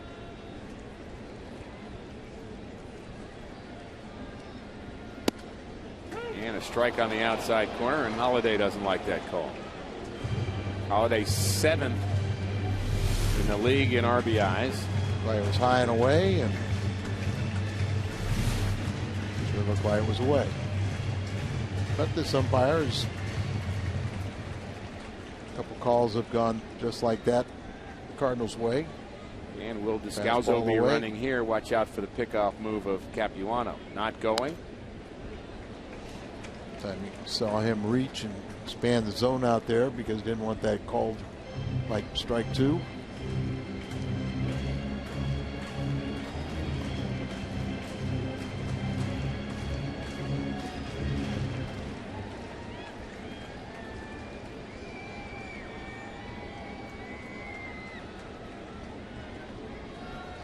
Ball in. And he misses away. Holliday walks for the 50th time this year. On base for the 2nd time, and Alan Craig with a chance to get the Cardinals back in this. 4-2 Dodgers. Cardinals began play today in 3rd place in the Central, 6 games behind Cincinnati. Cincinnati on a 7-game winning streak. Honeycutt out to talk to not only his pitcher but the entire infield. They all converge. It makes a little more sense. 1 out, runners at 1st and 2nd, but all the conversation is directed to Capuano.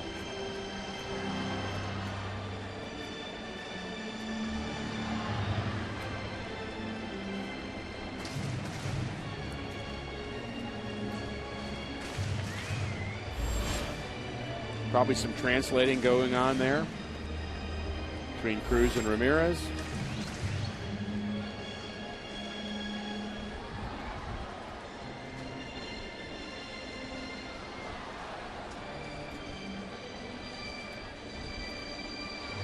Well, you wouldn't think there's any trickery going on, no bunt plays or anything from the Cardinal standpoint. So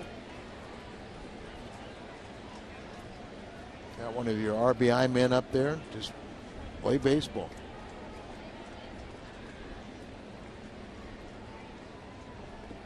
Interesting that the Dodgers seem to like to do that, Al. They want everybody in when you're talking to the pitcher. Yeah. Not sure how you feel about that, but it almost as if, look, the coach has something to say to me. I'm not sure I want this to be a big meeting with everybody out. I'm not sure I wanted everybody to be in on that. I would agree with you.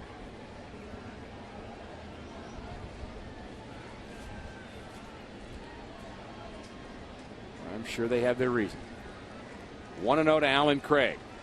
Descalso takes his lead, and so does Matt Holliday.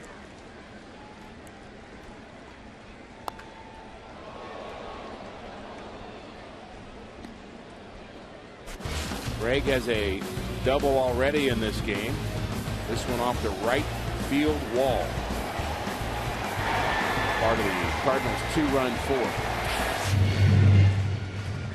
About another one of those.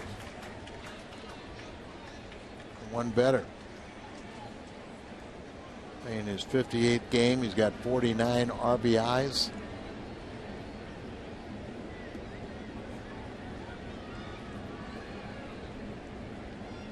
pitch just misses the inside corner. 2-1.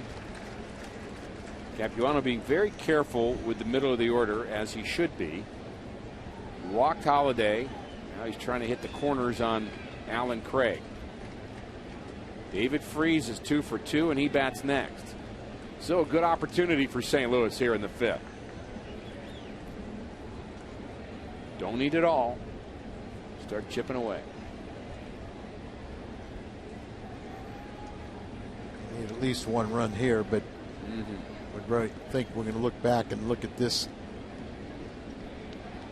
sequence of the bats, and it's going to determine a big part of this outcome of the game. I have that same feeling. Capuano, first time through the lineup, second time, third time. Still not bad the third time, but almost unhittable through the first 5 or 6 innings. He has a home ERA of 1.6. He's not there, but he has a day ERA of 2.0, and he is pitching during the day. So he has had a very good season. Hard hit, base hit to left off the bat of Alan Craig. That's going to score. Descalzo play at third, and he is safe. And Craig advances to second. So the Cardinals get a break. And the lead now 4-3 Los Angeles. A single RBI. He takes second on the throw. 50th RBI. So just a base hit into left field. Gwynn sees a runner and a play at third. That's Matt Holliday. He's got the play in front of him. Tries to test Tony Gwynn. Might have been out with the throw was caught by Ramirez. He bobbles it. And that allowed Alan Craig to get in scoring position. So now a hit could produce 2 more. David Freese, 2 for 2. This one going out of play. And he's the guy you want up there right now, the way he's swinging the bat. As you say, the sequence here, very important perhaps for the outcome of this game. David 14 for his last 27 with a home run, 9-game hitting streak. He is 4 for 5 off of Capuano.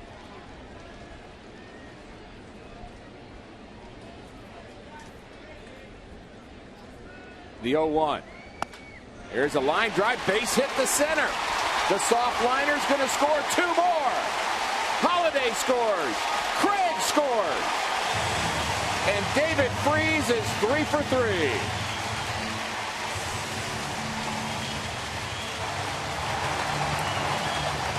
Craig hit his 50th RBI.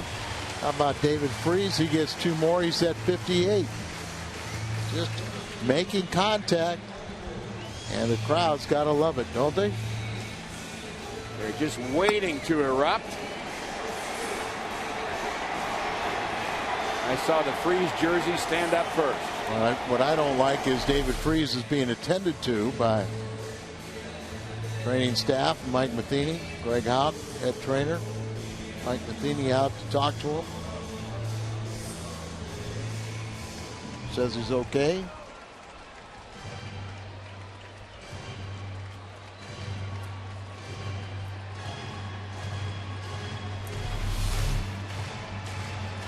Gets a base hit, takes off, puts his head down. Everything looks pretty normal right there. Really looked like a line drive off the bat. It was off the end. Yeah, he just knew it wasn't going to carry, so it was going to get 2 men in.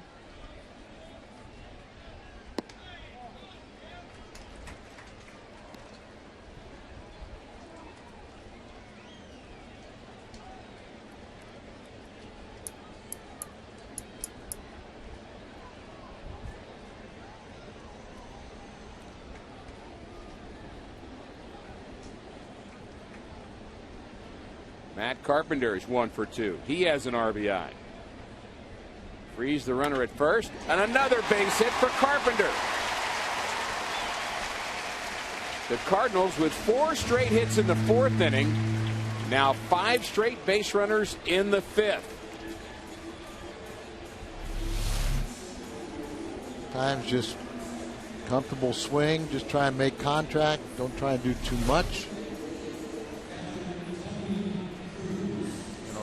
Capuano normally has a tough time against left-handed batters, and I would have to say Descalzo, Carpenter, and John Jay wouldn't be the first 3 or the toughest left-handers he's faced, but they've done the job. All 3 of them have at least 1 hit. 4 for 8. 2. Yeah, 4 for 8 collectively. There's the pitch total for Capuano. And he's out of this game. Second visit, Don Mattingly come out there. Capuano with only 1 win in his last 5 starts. Make it 1 win in his last 6 starts. He's out. Cardinals scoring more here in the 5th.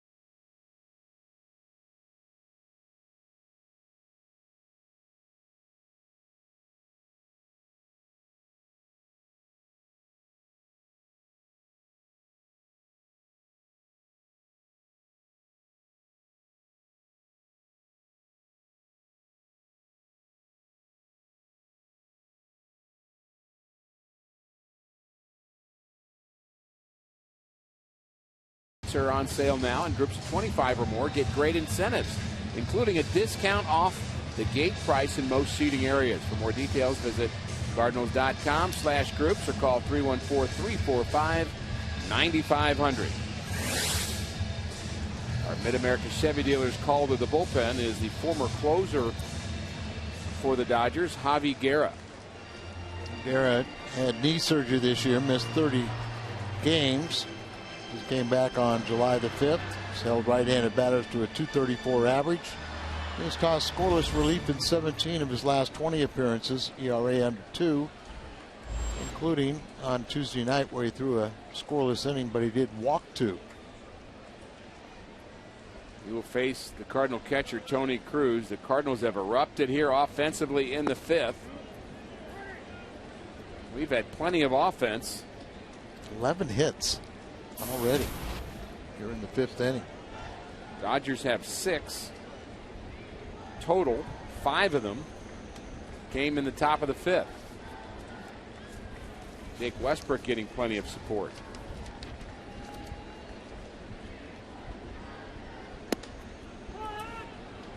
Guerra had 21 saves last year for Los Angeles.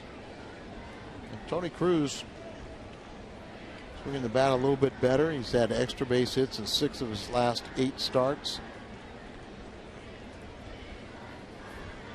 Played very well when he had that weekend series right before the All-Star break when Molina was on bereavement leave.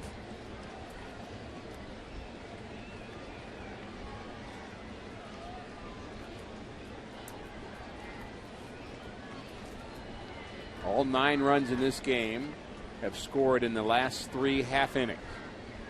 5-4 St. Louis.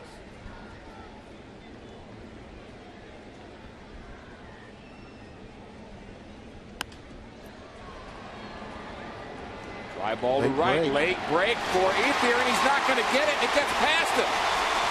Cardinals are going to score another.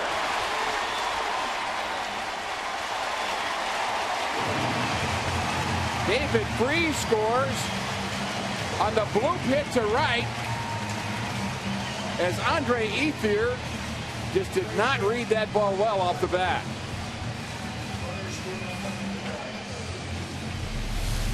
There's a late break, tries to come in here, take the shoestring catch, and it gets by him. Right now they've scored that an error, but Freese will come around. He scores easily.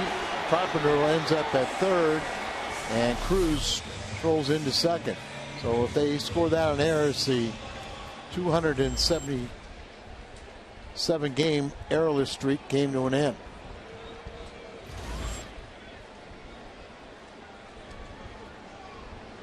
They didn't use it. Didn't have to give him an error on that ball either, but scored as a hit and an error.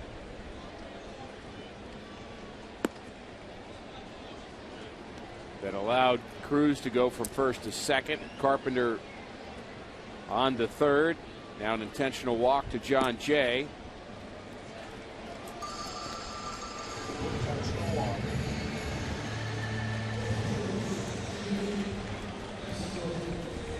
Jake Westbrook has had some RBI opportunities today, hasn't he?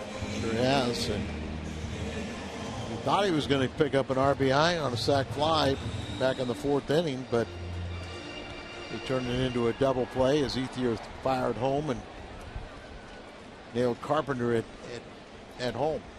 Got that chance to do it again.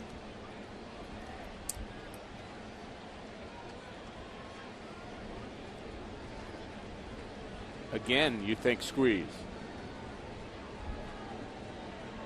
Carpenter the runner at third. Strike one to Westbrook.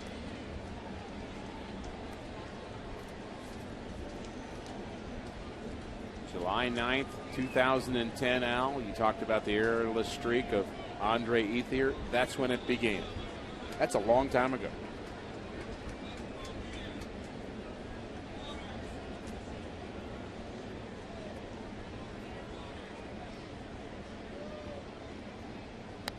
Good swing by Westbrook, 0-2. Yes, it was. A good swing there.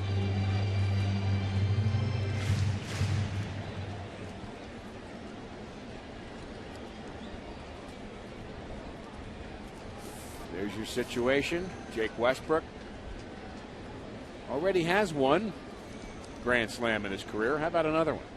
Against Milwaukee.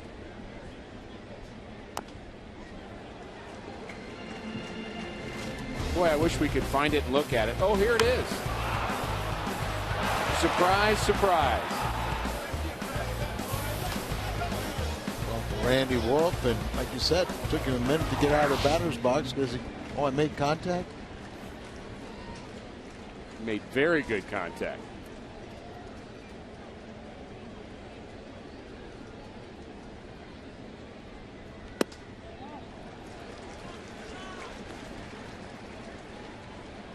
Will not be a quality start, but if Westbrook can't pitch through the sixth inning, it would be 21 straight starts with a starter going 6 innings or more.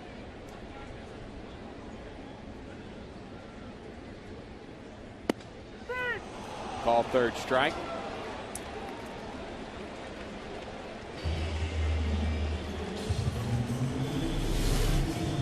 How far he's set up outside.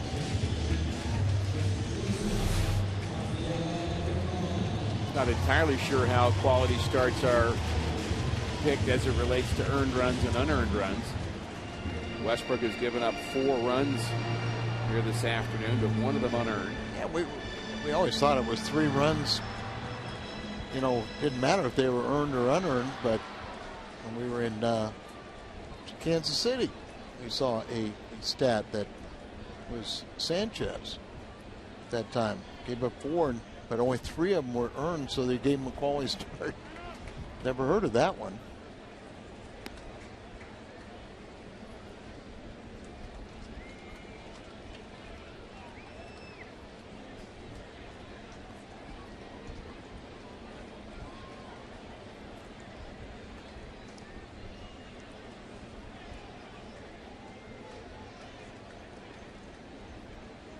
1-0 to Furcal.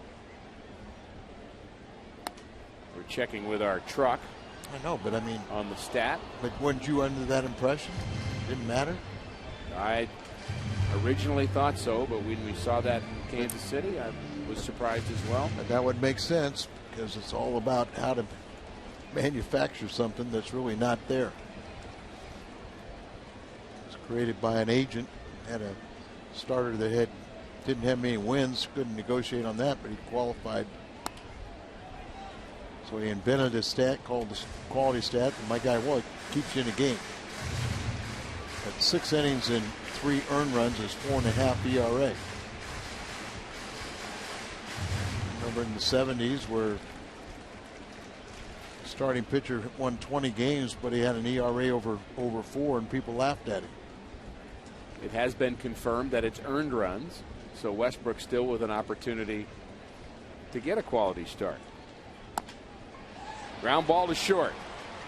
Cruz, low throw, and it's dug out by Rivera. That was not an easy play there. Almost more Cardinal runs. All kinds of action here in the 5th. 4 Cardinal runs. And they take the lead 6-4.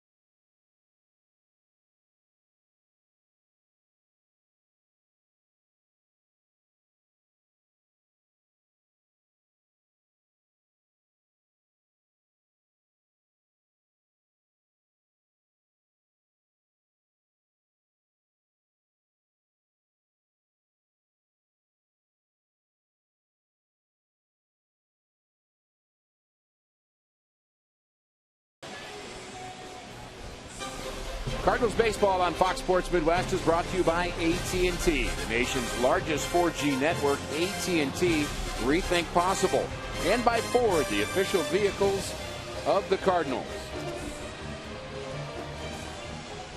Young Cardinal fans enjoying the summer. Cardinals enjoying a 6-4 lead over the Dodgers through 5 innings of play here at Busch Stadium. Jake Westbrook still in at a 4-run 5th inning, and we'll look for a bounce back inning here in the 6th, facing the middle of the Dodgers order: Kemp, Ethier, and Ramirez. 260 retired members from the Labor's Local 110 are out in the Coca-Cola Plaza, and Tony Simonek would like to say happy birthday to his wife Joan. One of our good sponsors, Eastern Missouri Labor's District Council.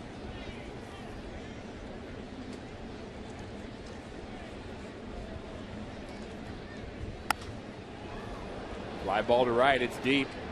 Craig going back to the track, and he makes the play right up against the wall. That ball really carried. That's the power of Matt Kemp, who had struck out twice, and he just missed this one.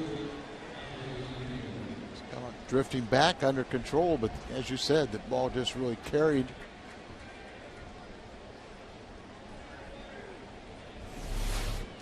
Alan Craig just getting better and better and better defensively. First base, in the outfield.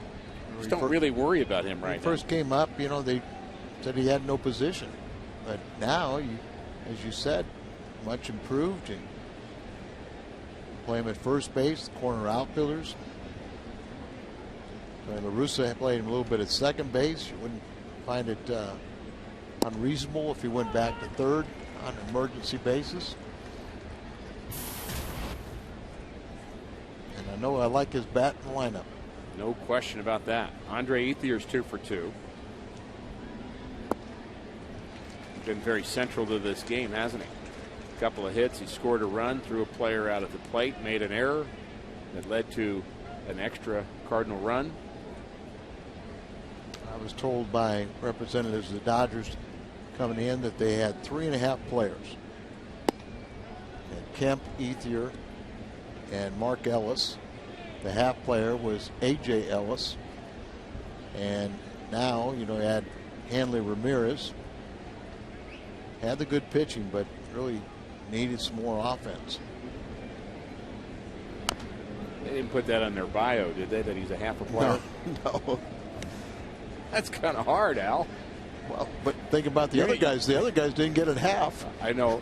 And you're just the messenger. I get it. I'm just the messenger. That wasn't Don saying it.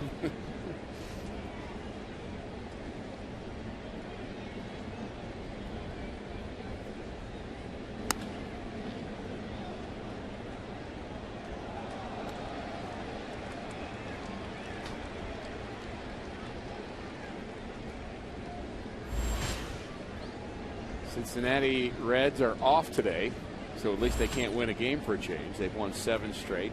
In the American League, Oakland is red hot. They've also won 7 straight games. Jams Ethier. Very good pitch there. 2 outs. This week on Fox Saturday Baseball, the Red Sox head to the Bronx to take on the AL East leading Yankees. Fox Saturday Baseball, presented by Budweiser, begins at 2:30 only on Fox.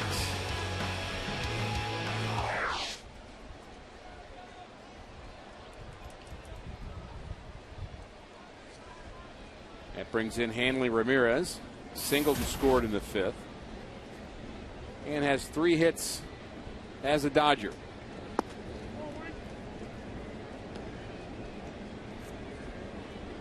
Hanley has a couple more years on his contract.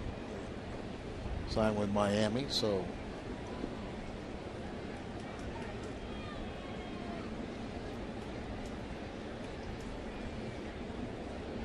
Shift is on. Descalzo on the shortstop side of second base. See the forearm grip that he gets right there that throws a real true, not a sinking, 4-seam grip. We saw him make an error earlier in this homestand on a ball. He just didn't quite have the grip on the baseball. So important. Infielders, they'll catch the ground ball. The ball goes from glove to hand, and they're always, almost always, spinning that ball right to that 4-seam grip.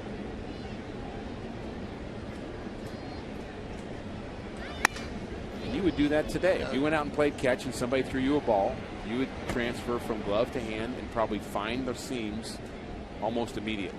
Well, I threw the ball across the small part of the seams. Very unusual. But when you say, I just catch a ball and reach into it, and within a split second, I had that grip. So you threw it against my fastball. Yes. You threw it across the 2 seams. 2 seams. Actually, I do that sometimes too. That's kind of scary. You and me both doing that. Again, scary for me. I don't know what to tell you, Rick. Have all the different ways to grip it, but I choose your way. Grip it and rip it.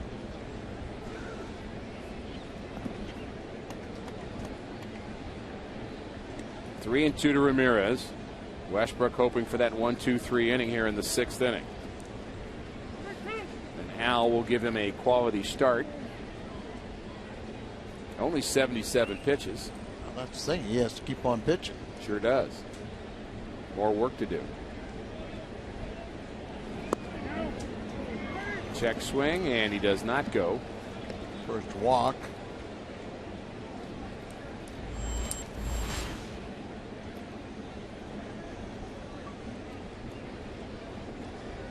see is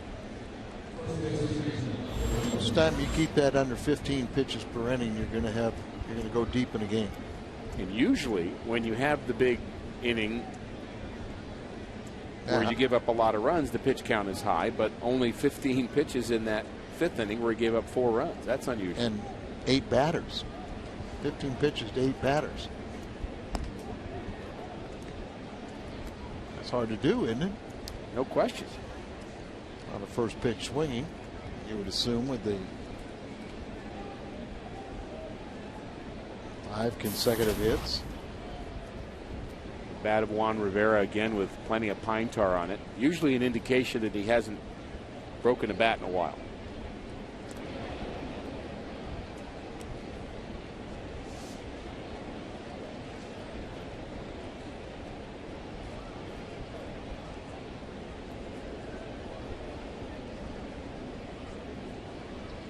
Players have their batting practice bats, and then they have their gamers.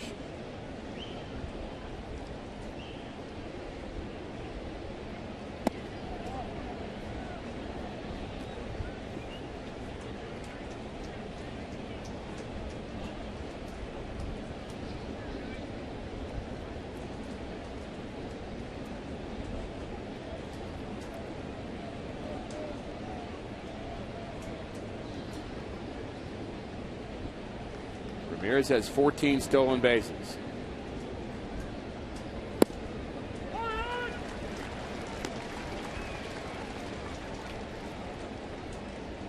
Jake Westbrook 0-2 with a 6.48 in his career against the Dodgers. Not a lot of appearances against LA.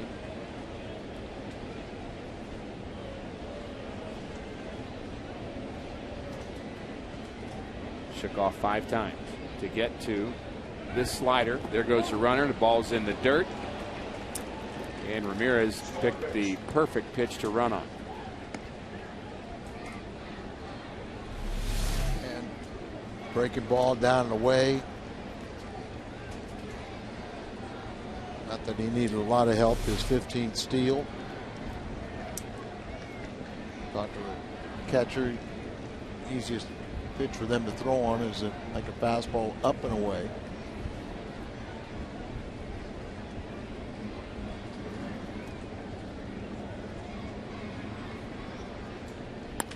Up the middle, it hits Westbrook again, keeps it in the infield, and he's able to throw out Rivera. This time it worked. He's getting good at that play. This time a kick save and a beauty for Jake Westbrook. He is through 6 innings. Cardinals still lead.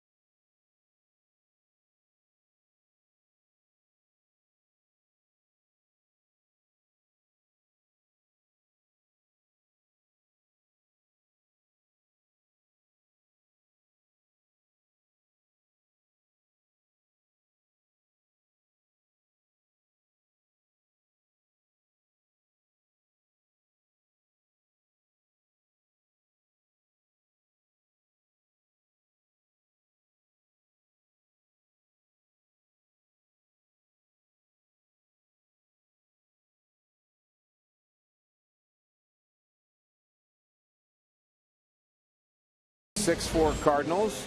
Derek Lilliquist has seen his pitcher develop a new way of fielding ground balls. He's done it twice. The first time it was a work in progress because it got off his leg, not the heel of the shoe. Here he gets the heel of the shoe. He's able to recover and make a very nice play and throw him out. I think they practice that. Little grimace. They try and check with him, and he's going, nope, I got a chance for a win. He's got a chance for a couple of bruises, too. Those you'll take if you get a win behind it. No question. Starting pitchers have 5 days to heal.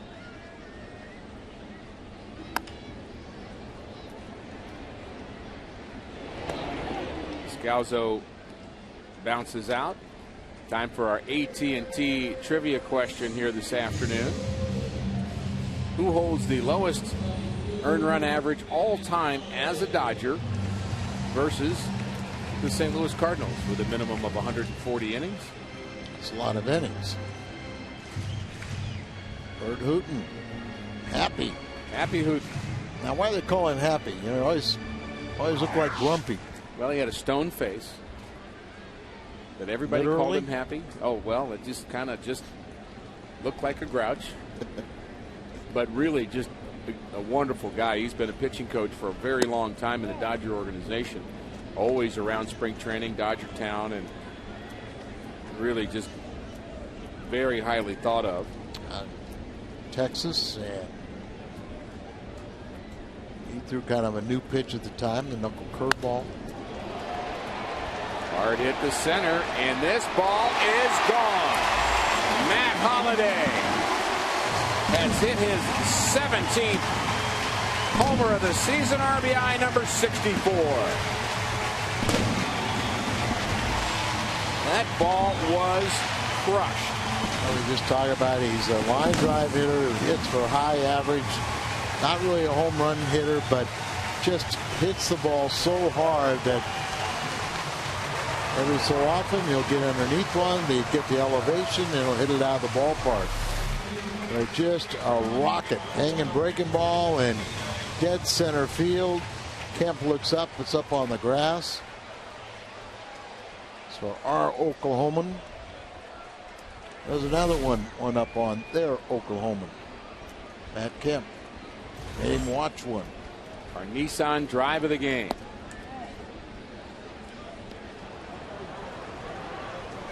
Berkman like that. We've had nothing but solo home runs in this homestand.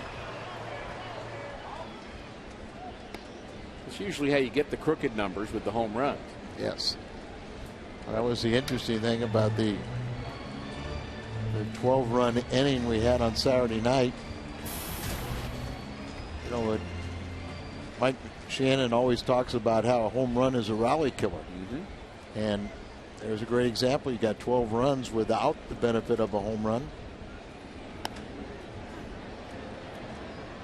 Craig is jammed. 2 outs. On Saturday, August 4th, when the Cardinals take on the Brewers, 25,000 fans ages 16 and older will receive a one-of-a-kind replica ticket from Game 7 of the 1982 World Series, courtesy of Tickets.com. For more information about the 1982 World Series Champions Reunion Weekend, presented by Fox Sports Midwest, you can visit Cardinals.com/promotions. Skip Schumacher is pinch hitting for David Freese, so maybe there is something lingering with David.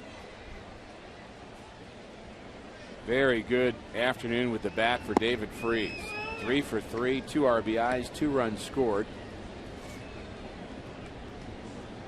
Freese's average up to 314.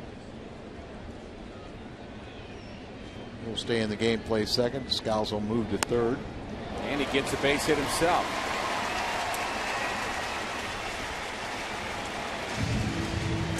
Fourteenth hit for the Cardinals this afternoon.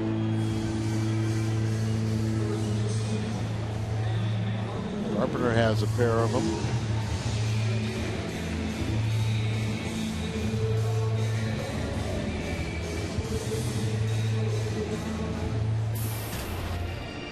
Back-to-back hits for Carpenter. One in the fourth, one in the fifth.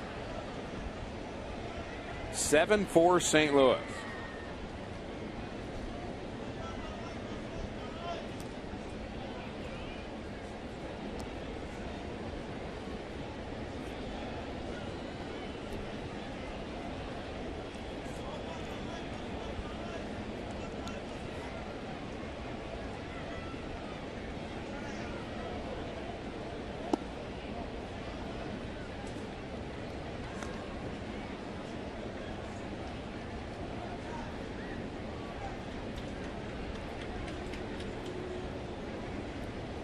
Away and very deep in right field for Carpenter.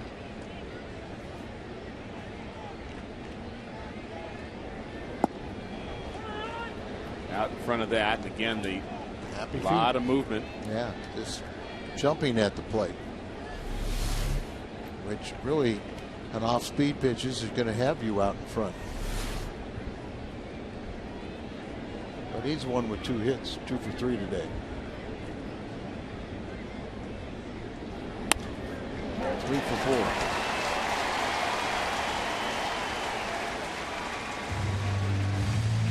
Hit number 14 for the Cardinals, make it 15.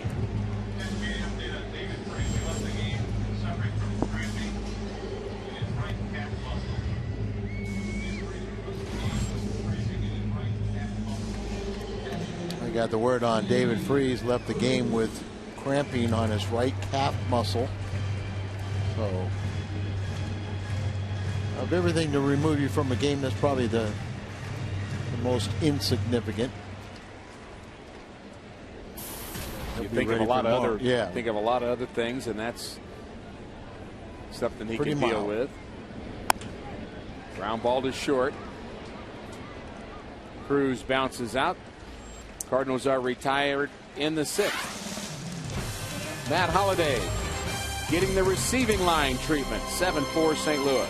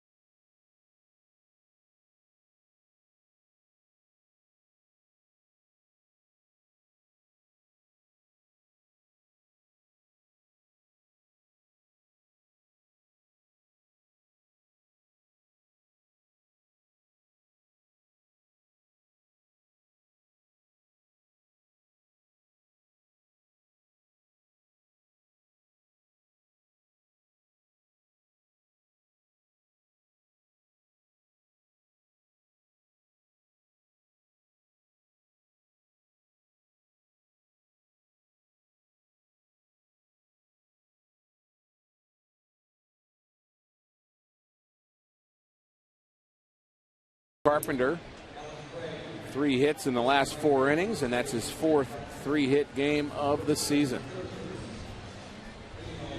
He is now the Cardinals' 3rd baseman. They've made a few changes defensively. Alan Craig goes from right field to first base. I knew that Schumacher would stay in the game, but he's playing right, and instead of Scalzo going from second to third, and Shu going to second. Scalzo stays at second. Craig comes to first. Carpenter goes to third. I'm sure there are times where Mike Matheny and Mike Aldretti, who's really kind of the right-hand man for Mike Matheny, they have to sit there and think about it. Now, okay, with this combination, where are we best? Because you've got multiple players that can play multiple positions, but where are they best as a whole becomes the question. And I think maybe the key thing is with Westbrook still being on the mound, being a ground ball specialist, you want to keep Descalso a real true infielder there to help out.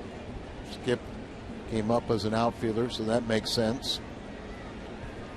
Craig has become pretty accustomed over at first, and Carpenter's a natural third baseman. There's your sure hands. Fuentes, the newest Cardinal, is warming up in the bullpen. I would guess we would see him in the 8th inning, no matter what. Sounds good to me. There's former closer. 2009, he led the baseball with 48 saves for the Angels. Cardinals were really interested in signing him as a free agent, but let go by Oakland.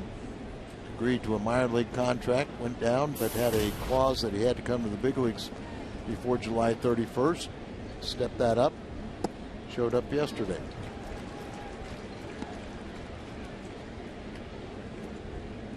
Here Westbrook kind of now says, okay, this is going to be my final inning. Let's make it a 1-2-3 inning. Facing Matt Trainer, who's 1 for 2.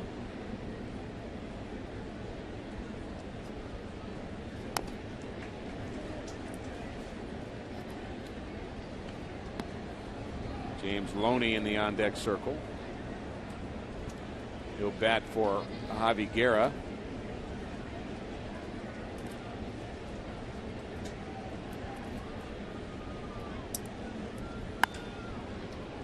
Fly ball to center. John Jay on the move. Very good route again. John Jay just seems to take the right angle every time. All about getting jumps. I was thinking about him earlier today. No errors in center field this year. Ethier made his first error in a very long time in right today for the Dodgers.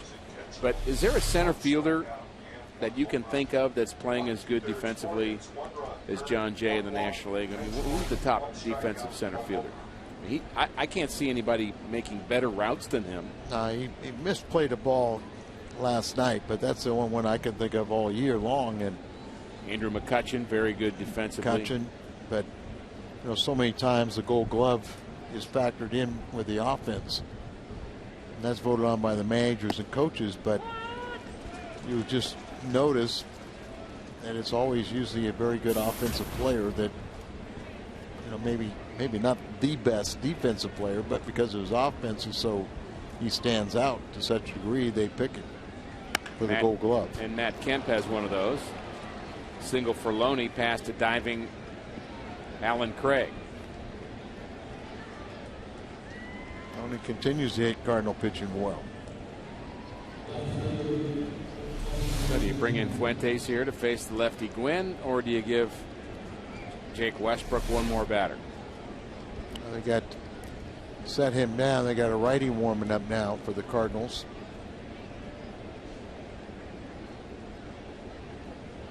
Rosenthal, he got a scare last night because he was going to pitch the 13th if the game would have been extended.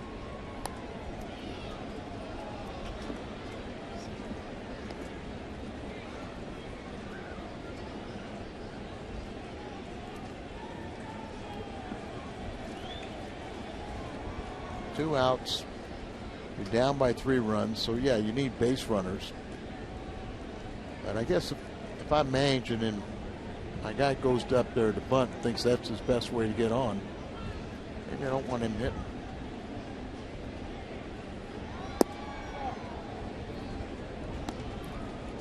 Just a pet peeve of mine. It just seems to me that when you bunt in that situation, you're saying, I don't really want to handle this. I'll let the next guy drive in the run. And yet today's baseball, it doesn't seem like people are bothered by it. But I'm with you.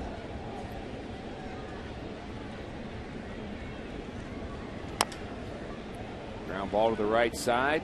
You better hurry. Craig does. Westbrook's there. They get Gwynn.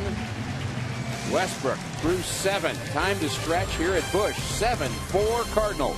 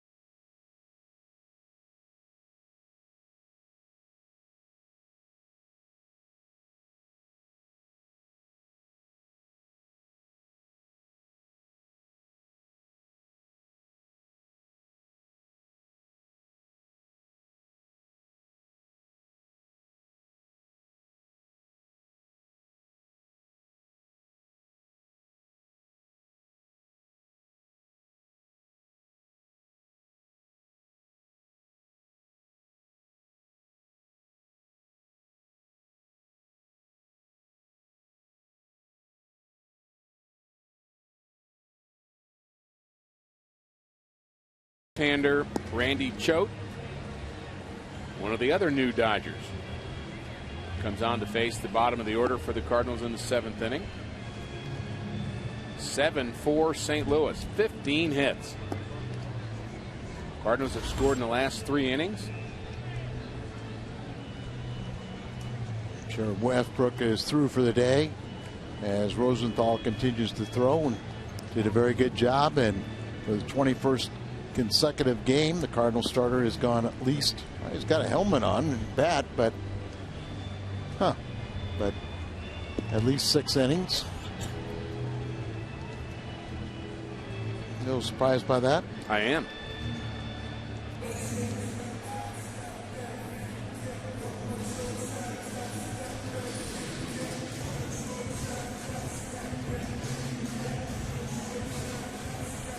Sometimes you try to get those extra right-handers in the next inning. Maybe get 1 or 2 outs. I understand. Sometimes that comes back and bites you. Yes, it does. It's kind of old school. You know, you go until you need to relieve somebody, but a lot of relievers today, they only want to pitch with no runners on base. Cardinals really with a thin bench today, too. It could be that they'll just let Jake hit and not send him out there. I think there'd be other pitchers, be candidates to do that. It may save Kelly back, a pinch run. You know, Loesch and Wainwright right now would be better hitters than Westbrook.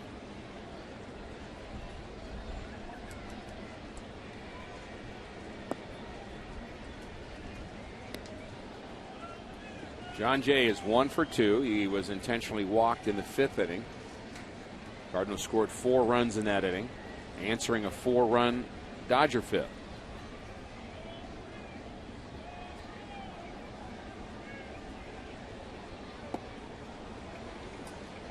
And John Jay strikes out. And we did check the defensive zone rating for John Jay.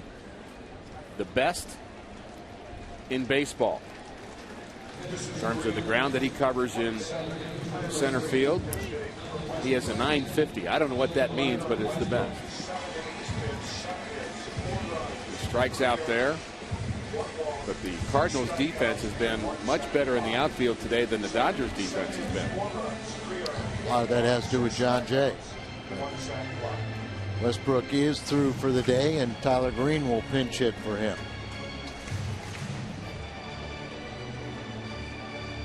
Great job by Jake Westbrook once again. 4 runs allowed, 3 earned, 7 hits, only walked 1, and struck out 6. And Rosenthal will be the next pitcher. And he is fun to watch. And a base hit for Tyler Green, his first pinch hit of the year. After being 0 for 13, and he hit that ball right on the nose.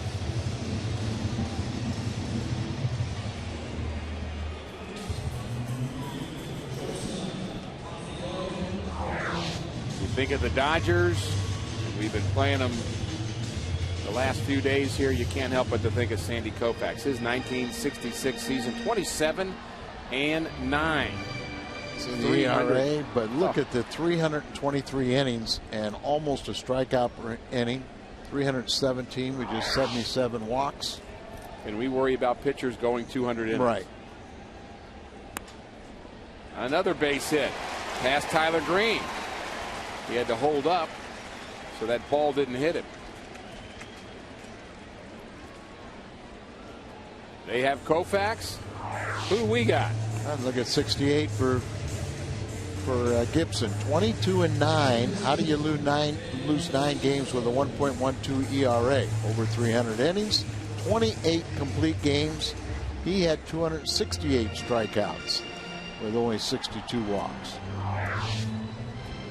And somebody tweeted earlier, and we appreciate all of our fans that stay connected to Cardinal baseball, that 32 quality starts for Bob Gibson. That's your favorite stat. 32 quality starts out of 34 for Gibson that year. Well, that wasn't even a stat back then, but you have 20. You have 28, and that makes sense because Gibby, if he got by the first or second inning, then he got locked in. If you could get to him, he was going to have to do it in the first or second inning. Lindblom warming up, but won't be coming in. As Honeycutt had the meeting on the mound.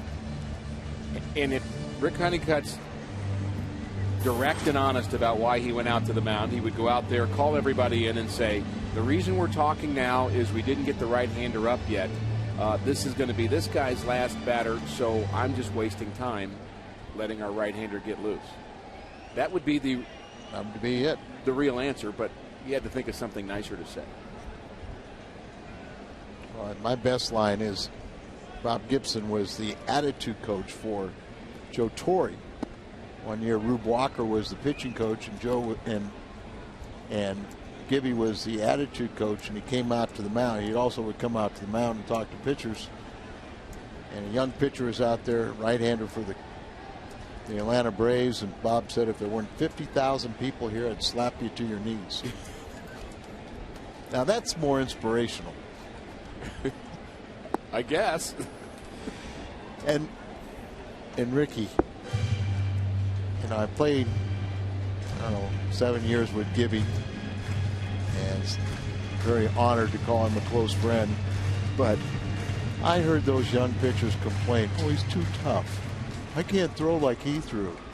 Well, he wasn't telling you to throw like he threw. He was trying to make you be a man and face your own responsibilities. Attitude coach. Attitude.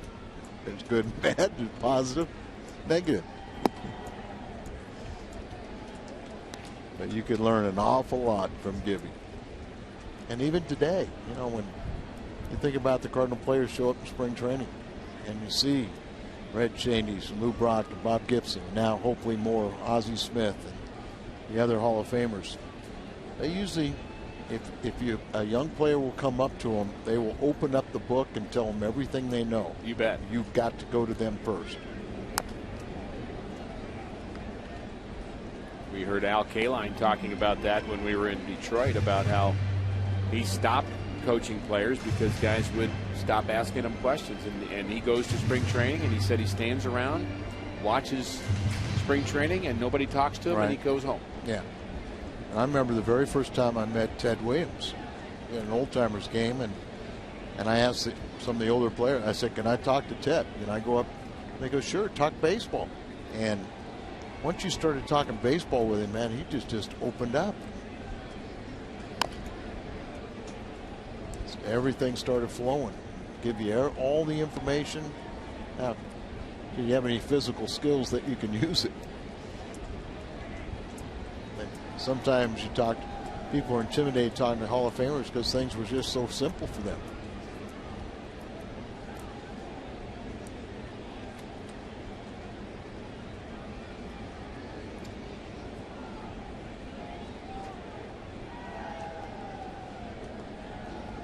One out in the Cardinals' seventh. They lead by 3. Line drive to first and a double play. Rivera beats Furcal to the bag. 3 unassisted. We go to the 8th inning. Cardinals lead the Dodgers 7-4.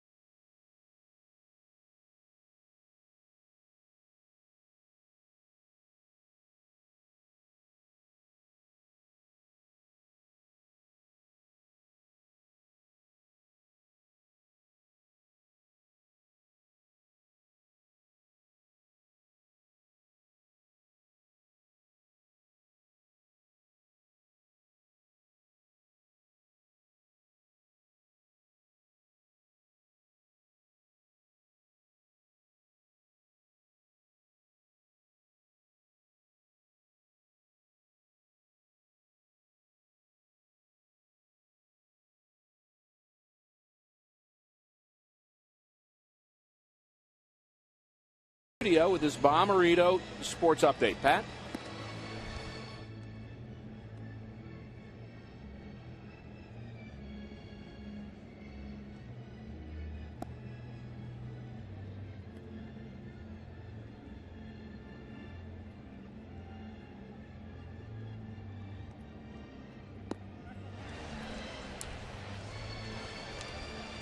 Thanks, Pat. Rafael Furcal was doubled off in the bottom of the 7th. Just how close was this call? See, Rivera's foot beats the hand of Furcal. Sinking line drive, probably with his secondary lead, was a little bit too much. About that camera work. Yeah, great camera work as usual. Mitchell Boggs is appearing for the 45th time. He's on a nice little run of 17 straight scoreless appearances with a perfect inning last night. Cardinals had 5 shutout innings by their bullpen, 1 by Boggs, 2 by Mott. He only threw 21 pitches in his 2 innings, and then 2 by Salas, who eventually got his first Cardinal win this year.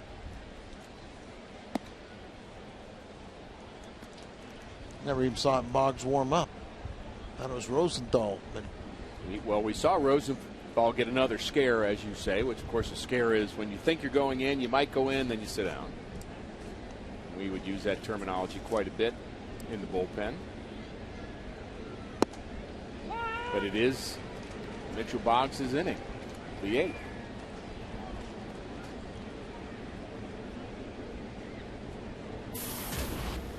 Ellis 0 for 3 today, but very solid player. Boggs jams Ellis.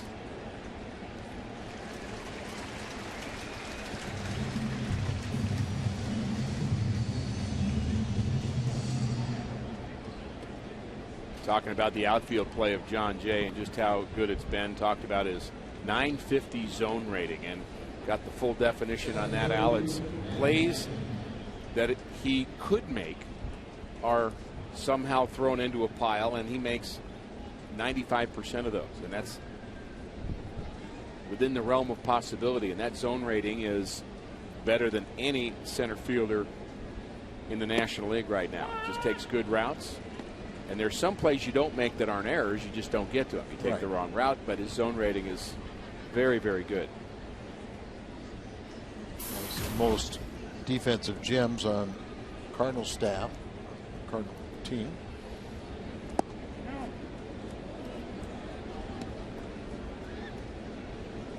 Matt Kemp now 1 for 15. How about that? That's almost half of them are strikeouts. Cardinals have really contained him.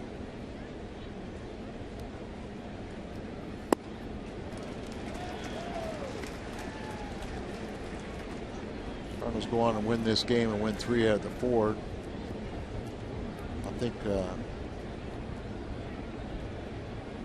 with the help of my definition or my explanation and what the Dodger broadcasters have seen in this series, they understand why Cardinals are on their way up. First game they couldn't believe, looking at the statistics, why the Cardinals were where they were in the standings, but Cardinals complete this game and be 6-1 on the homestand and only pick up 1 game on Pittsburgh and no games. Well, I guess they get a half game if they win this one. Tough play, throw on the run, and not in time.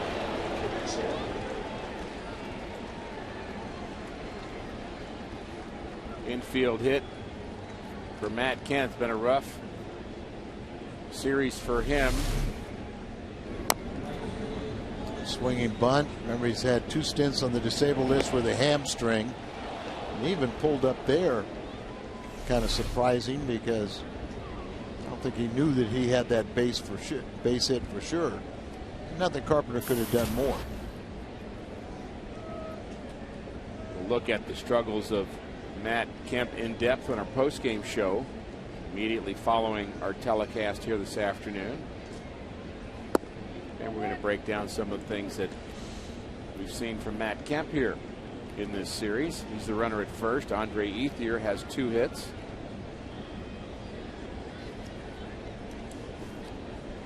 And the Cardinals still have some more work to do here. 3-run lead, even though they've out-hit the Dodgers 17-8. There goes Kemp. Here's a throw to second. No chance. Sore hamstring and all. Third steal in 6 attempts, but picked the right pitch, change up to run on.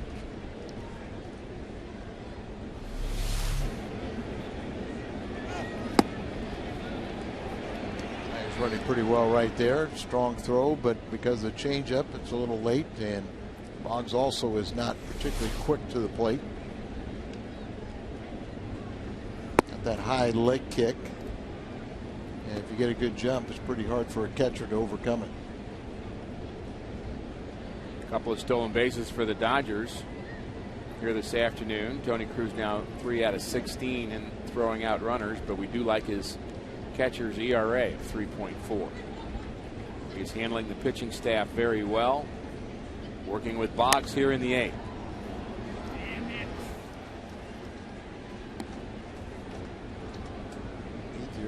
Acts as if he should have done more with that pitch than foul it off. Right. We know that look. Teammates.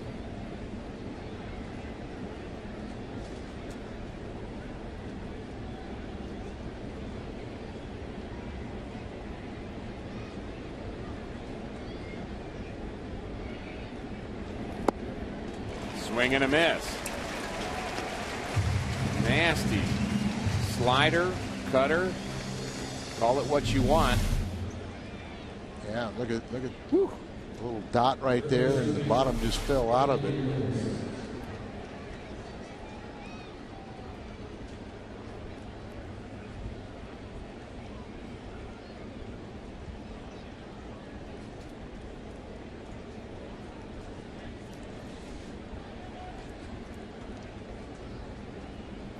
Hanley Ramirez. That's with 2 outs. Kemp the runner at second base. 7-4 Cardinals. Mitchell Boggs trying to get through the 8th. Watch out.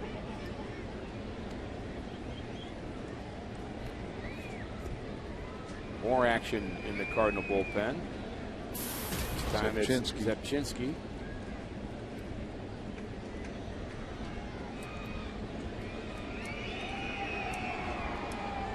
Batting just .204 with runners in scoring position this season.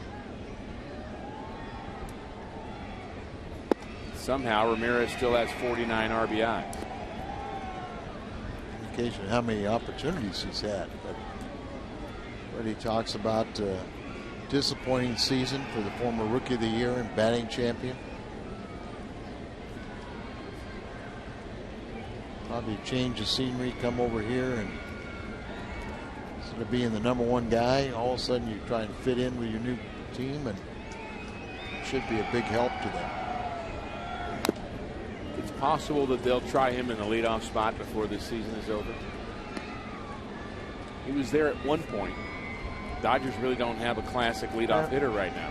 And that's one of the reasons why one of the guys that they're rumored to be interested in is Victorino.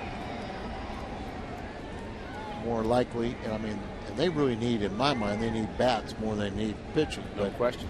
Very much hopeful that Dempster will reject Atlanta and go to LA. They also are interested in Garza from the Cubs. James Shields with Tampa Bay is another name that's out there. Cardinals might have interest in Shields. They've had in the past. And I think the Angels are one of the suitors for him. I think he lost today.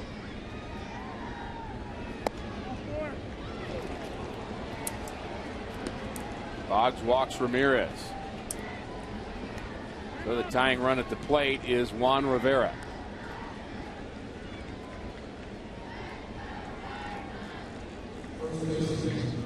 Eric Lopez out to talk to Boggs here a little bit. Rein him in.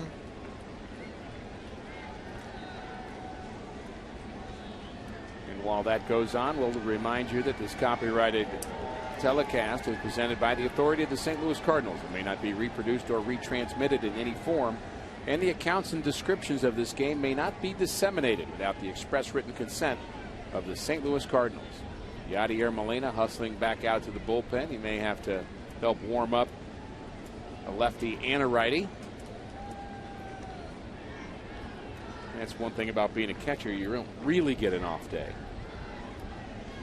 Not the same way Lance Berkman would be having an off day. Right. They have some catching duties.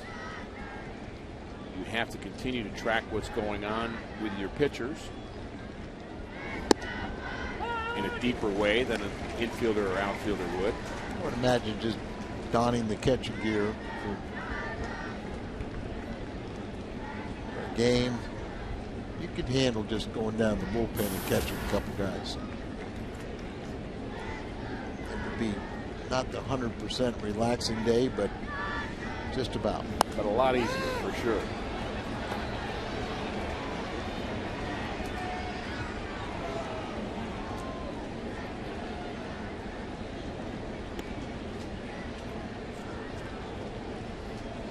So Bog gets ahead of Juan Rivera 0-2.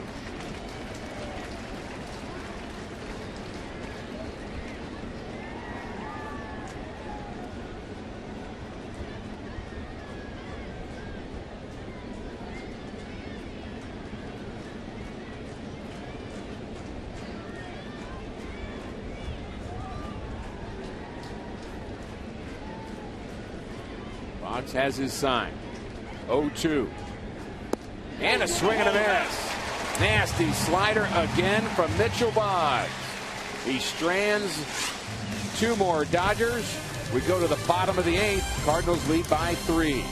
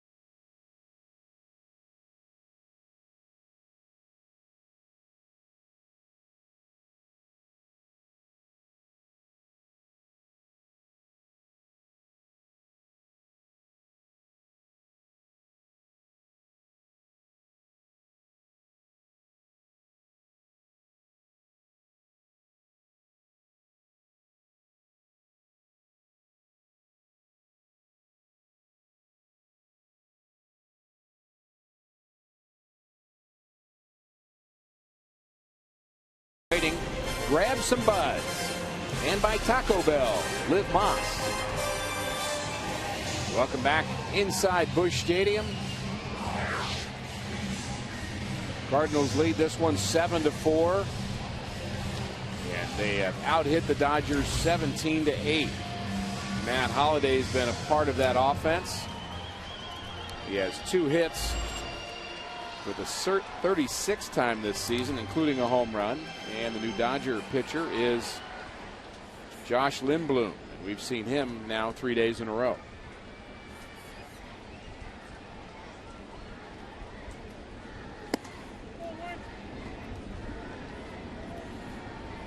Holliday, Cragen, not David Freese. He's out of this lineup. Schumacher replaced him in the 6th inning. Swing and a miss. Big swing by Matt. David Freese was 3 for 3 before having a cramping in his right calf. Schumacher replaced him. And he's now the right fielder. He'll bat third this inning.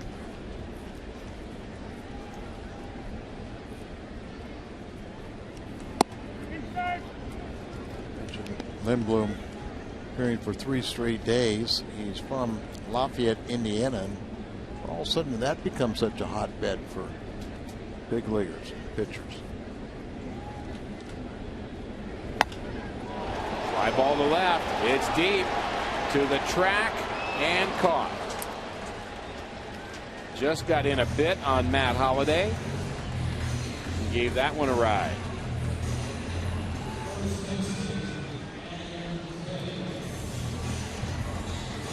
Cardinals hoping to go 6-1 on this homestand. The Dodgers had won 5 straight before losing the last 2 to the Redbirds. And it has been a streaky National League over the last couple of weeks. And they're going to San Francisco. Big matchup with the Giants in first place.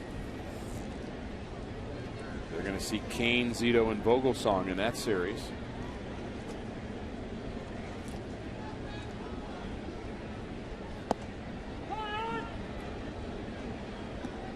And for folks on the West Coast, it's a little bit like the Cub-Cardinal thing in the Midwest. I mean, that is quite a rivalry, the Dodgers and the Giants. A little closer to the Yankees, Boston. I would say so in terms of blood.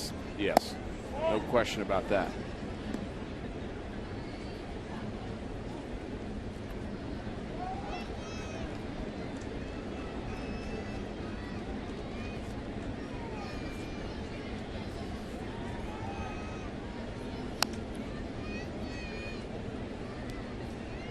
Craig has 2 hits on the afternoon and an RBI and 2 runs scored, and his average at 300. Colin Craig's hit at every level in the minor leagues, and we got a glimpse of what he could do in last season and postseason, particularly the World Series. Hit 3 home runs. Hard to find Cardinal players not hitting 300. Still the best in the National League. Mentioned the streaks, Al. The Astros 9 straight losses. Milwaukee 6. The Mets have lost 6 straight. So it's been a streaky National League over the last couple of weeks. The Astros in Pittsburgh will be battling in Houston. That game is tonight. Yeah, the Cardinals win this game here. They'd only pick up 1 game on the Pirates, who will play later on, and with the idle Reds, there would just be a half games on the Reds. But you just keep on winning your ball games, and the rest will take care of itself. Jason Mott will get a chance for his 22nd save if the score stays 3 runs up.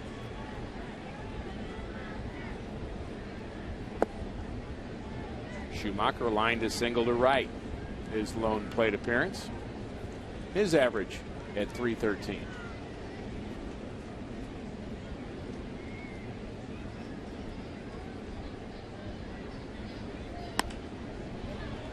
Bloop into left, and it's going to be another hit for Schumacher. So that spot in the order is now 5 for 5.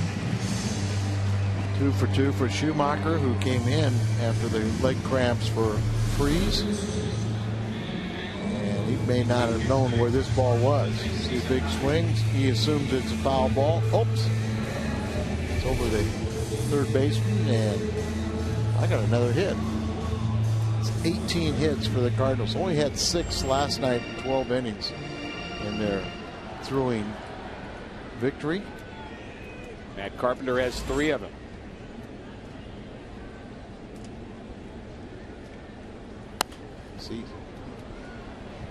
Season high with their 18 hits. I bet they're drinking some mint juleps in that little section. And mint juleps right there.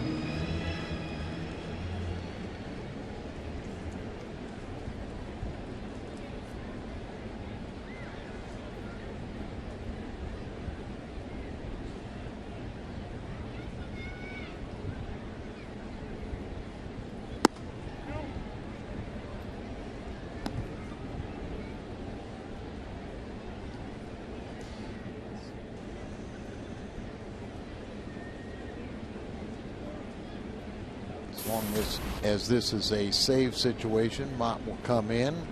If they can get an extra run or two, then it looks like Rosenthal will pitch.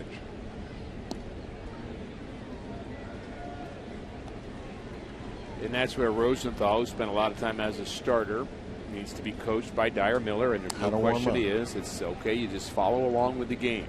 You don't have to be ready yet. Just kind of stand there.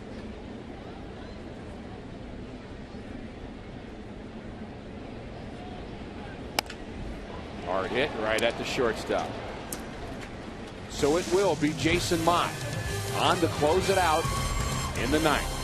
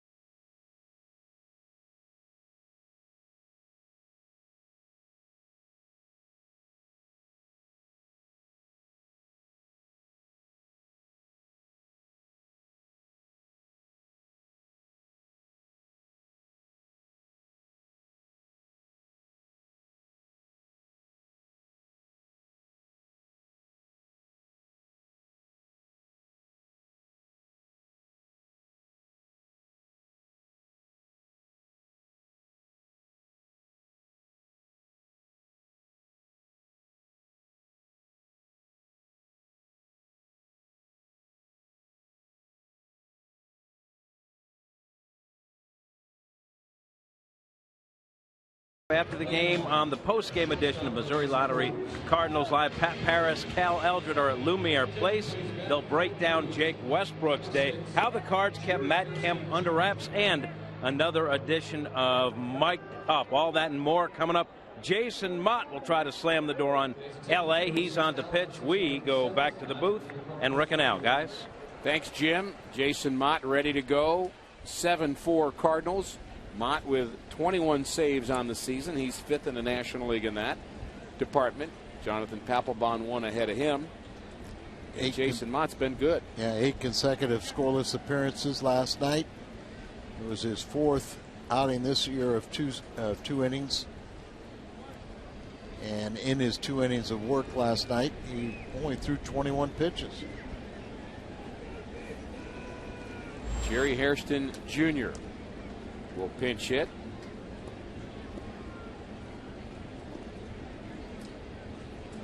It'll be Hairston, Trainer, and another pinch hitter for the Dodgers here in the ninth. And it's strike one for Mott at 96.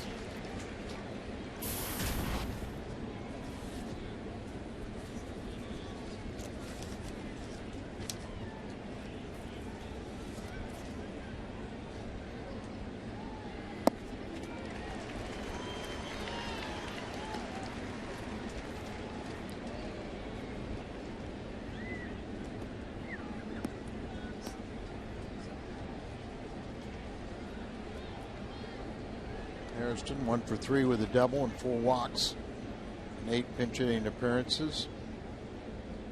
Hit 312, 7th inning or later.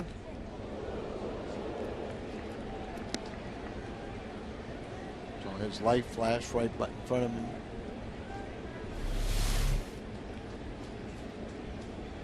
Whoa. I love that look. I saw it. Oh, that's good. Glad we caught that.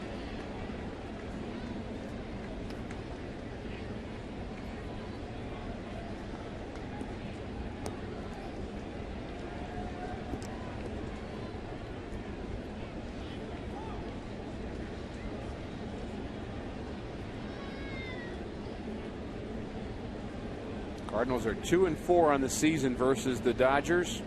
A chance to win their third here. And a swing and a miss. Mott strikes out Hairston. Good news today. Things just got serious because the Cardinals scored 6 runs. Any size drink, just 50 cents all day tomorrow at your nearest on the run at Mobile. This year, 6 is a serious number. Ellis, pinch hit for Trainer. One catcher for the other. Ellis is from Cape Girardeau. So 3 pinch hitters in the inning. Bobby Abreu's next. Jays hit .288 in road games this year. Leads the major leagues in seeing 4.53 pitches per appearance. Plate appearance. Does have a ton of walks. Yeah, 45. Some of that probably having to do with him hitting 8th in the lineup a lot. But he's seen a couple already and hasn't seen a strike from Jason Mott, who's throwing hard again this afternoon. Wouldn't expect anything else.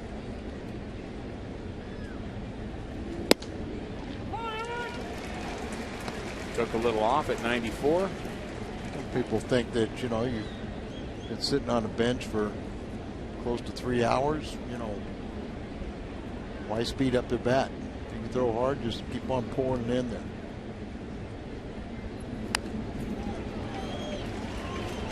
That one poured in at 96.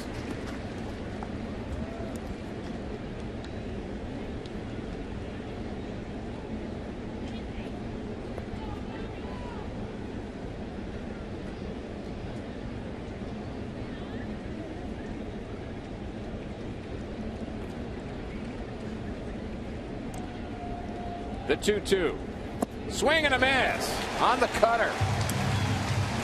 Back-to-back strikeouts for Jason Mott, our Budweiser player of the game, and we're going to give it to the Cardinal third baseman, World Series hero, Lafayette High School graduate, David Freese.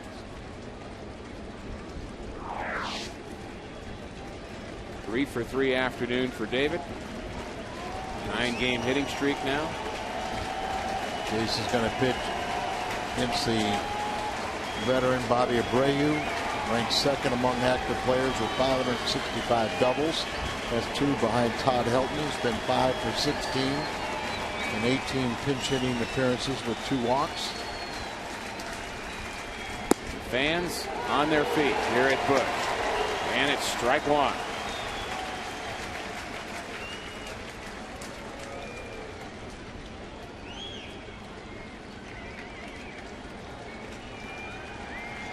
Cardinals grabbed the lead. The Dodgers took it back.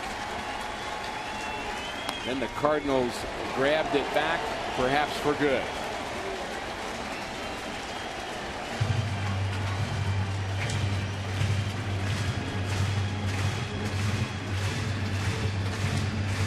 Dodgers down to the last strike.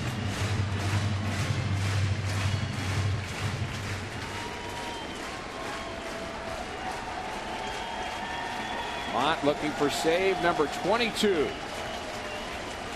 The 0-2.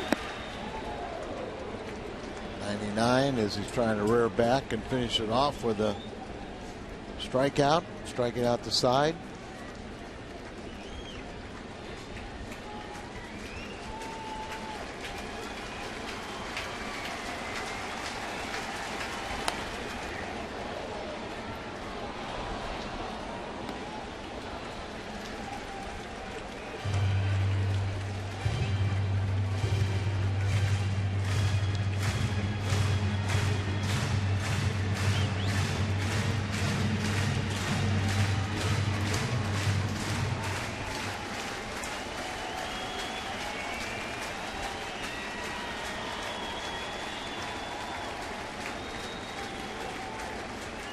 The 1-2. Swing and a miss. Jason Mott has closed it out, another Cardinal victory, and they have taken 3 out of 4 from the Los Angeles Dodgers. And the homestand was a very, very good one. Great homestand, 6-1. The Cardinals back in the winning ways, dominating ball games. Now let's help out the farmers and everyone's lawn. Let it pour. Don't go away. The Missouri Lottery Cardinals Live postgame show is coming up next.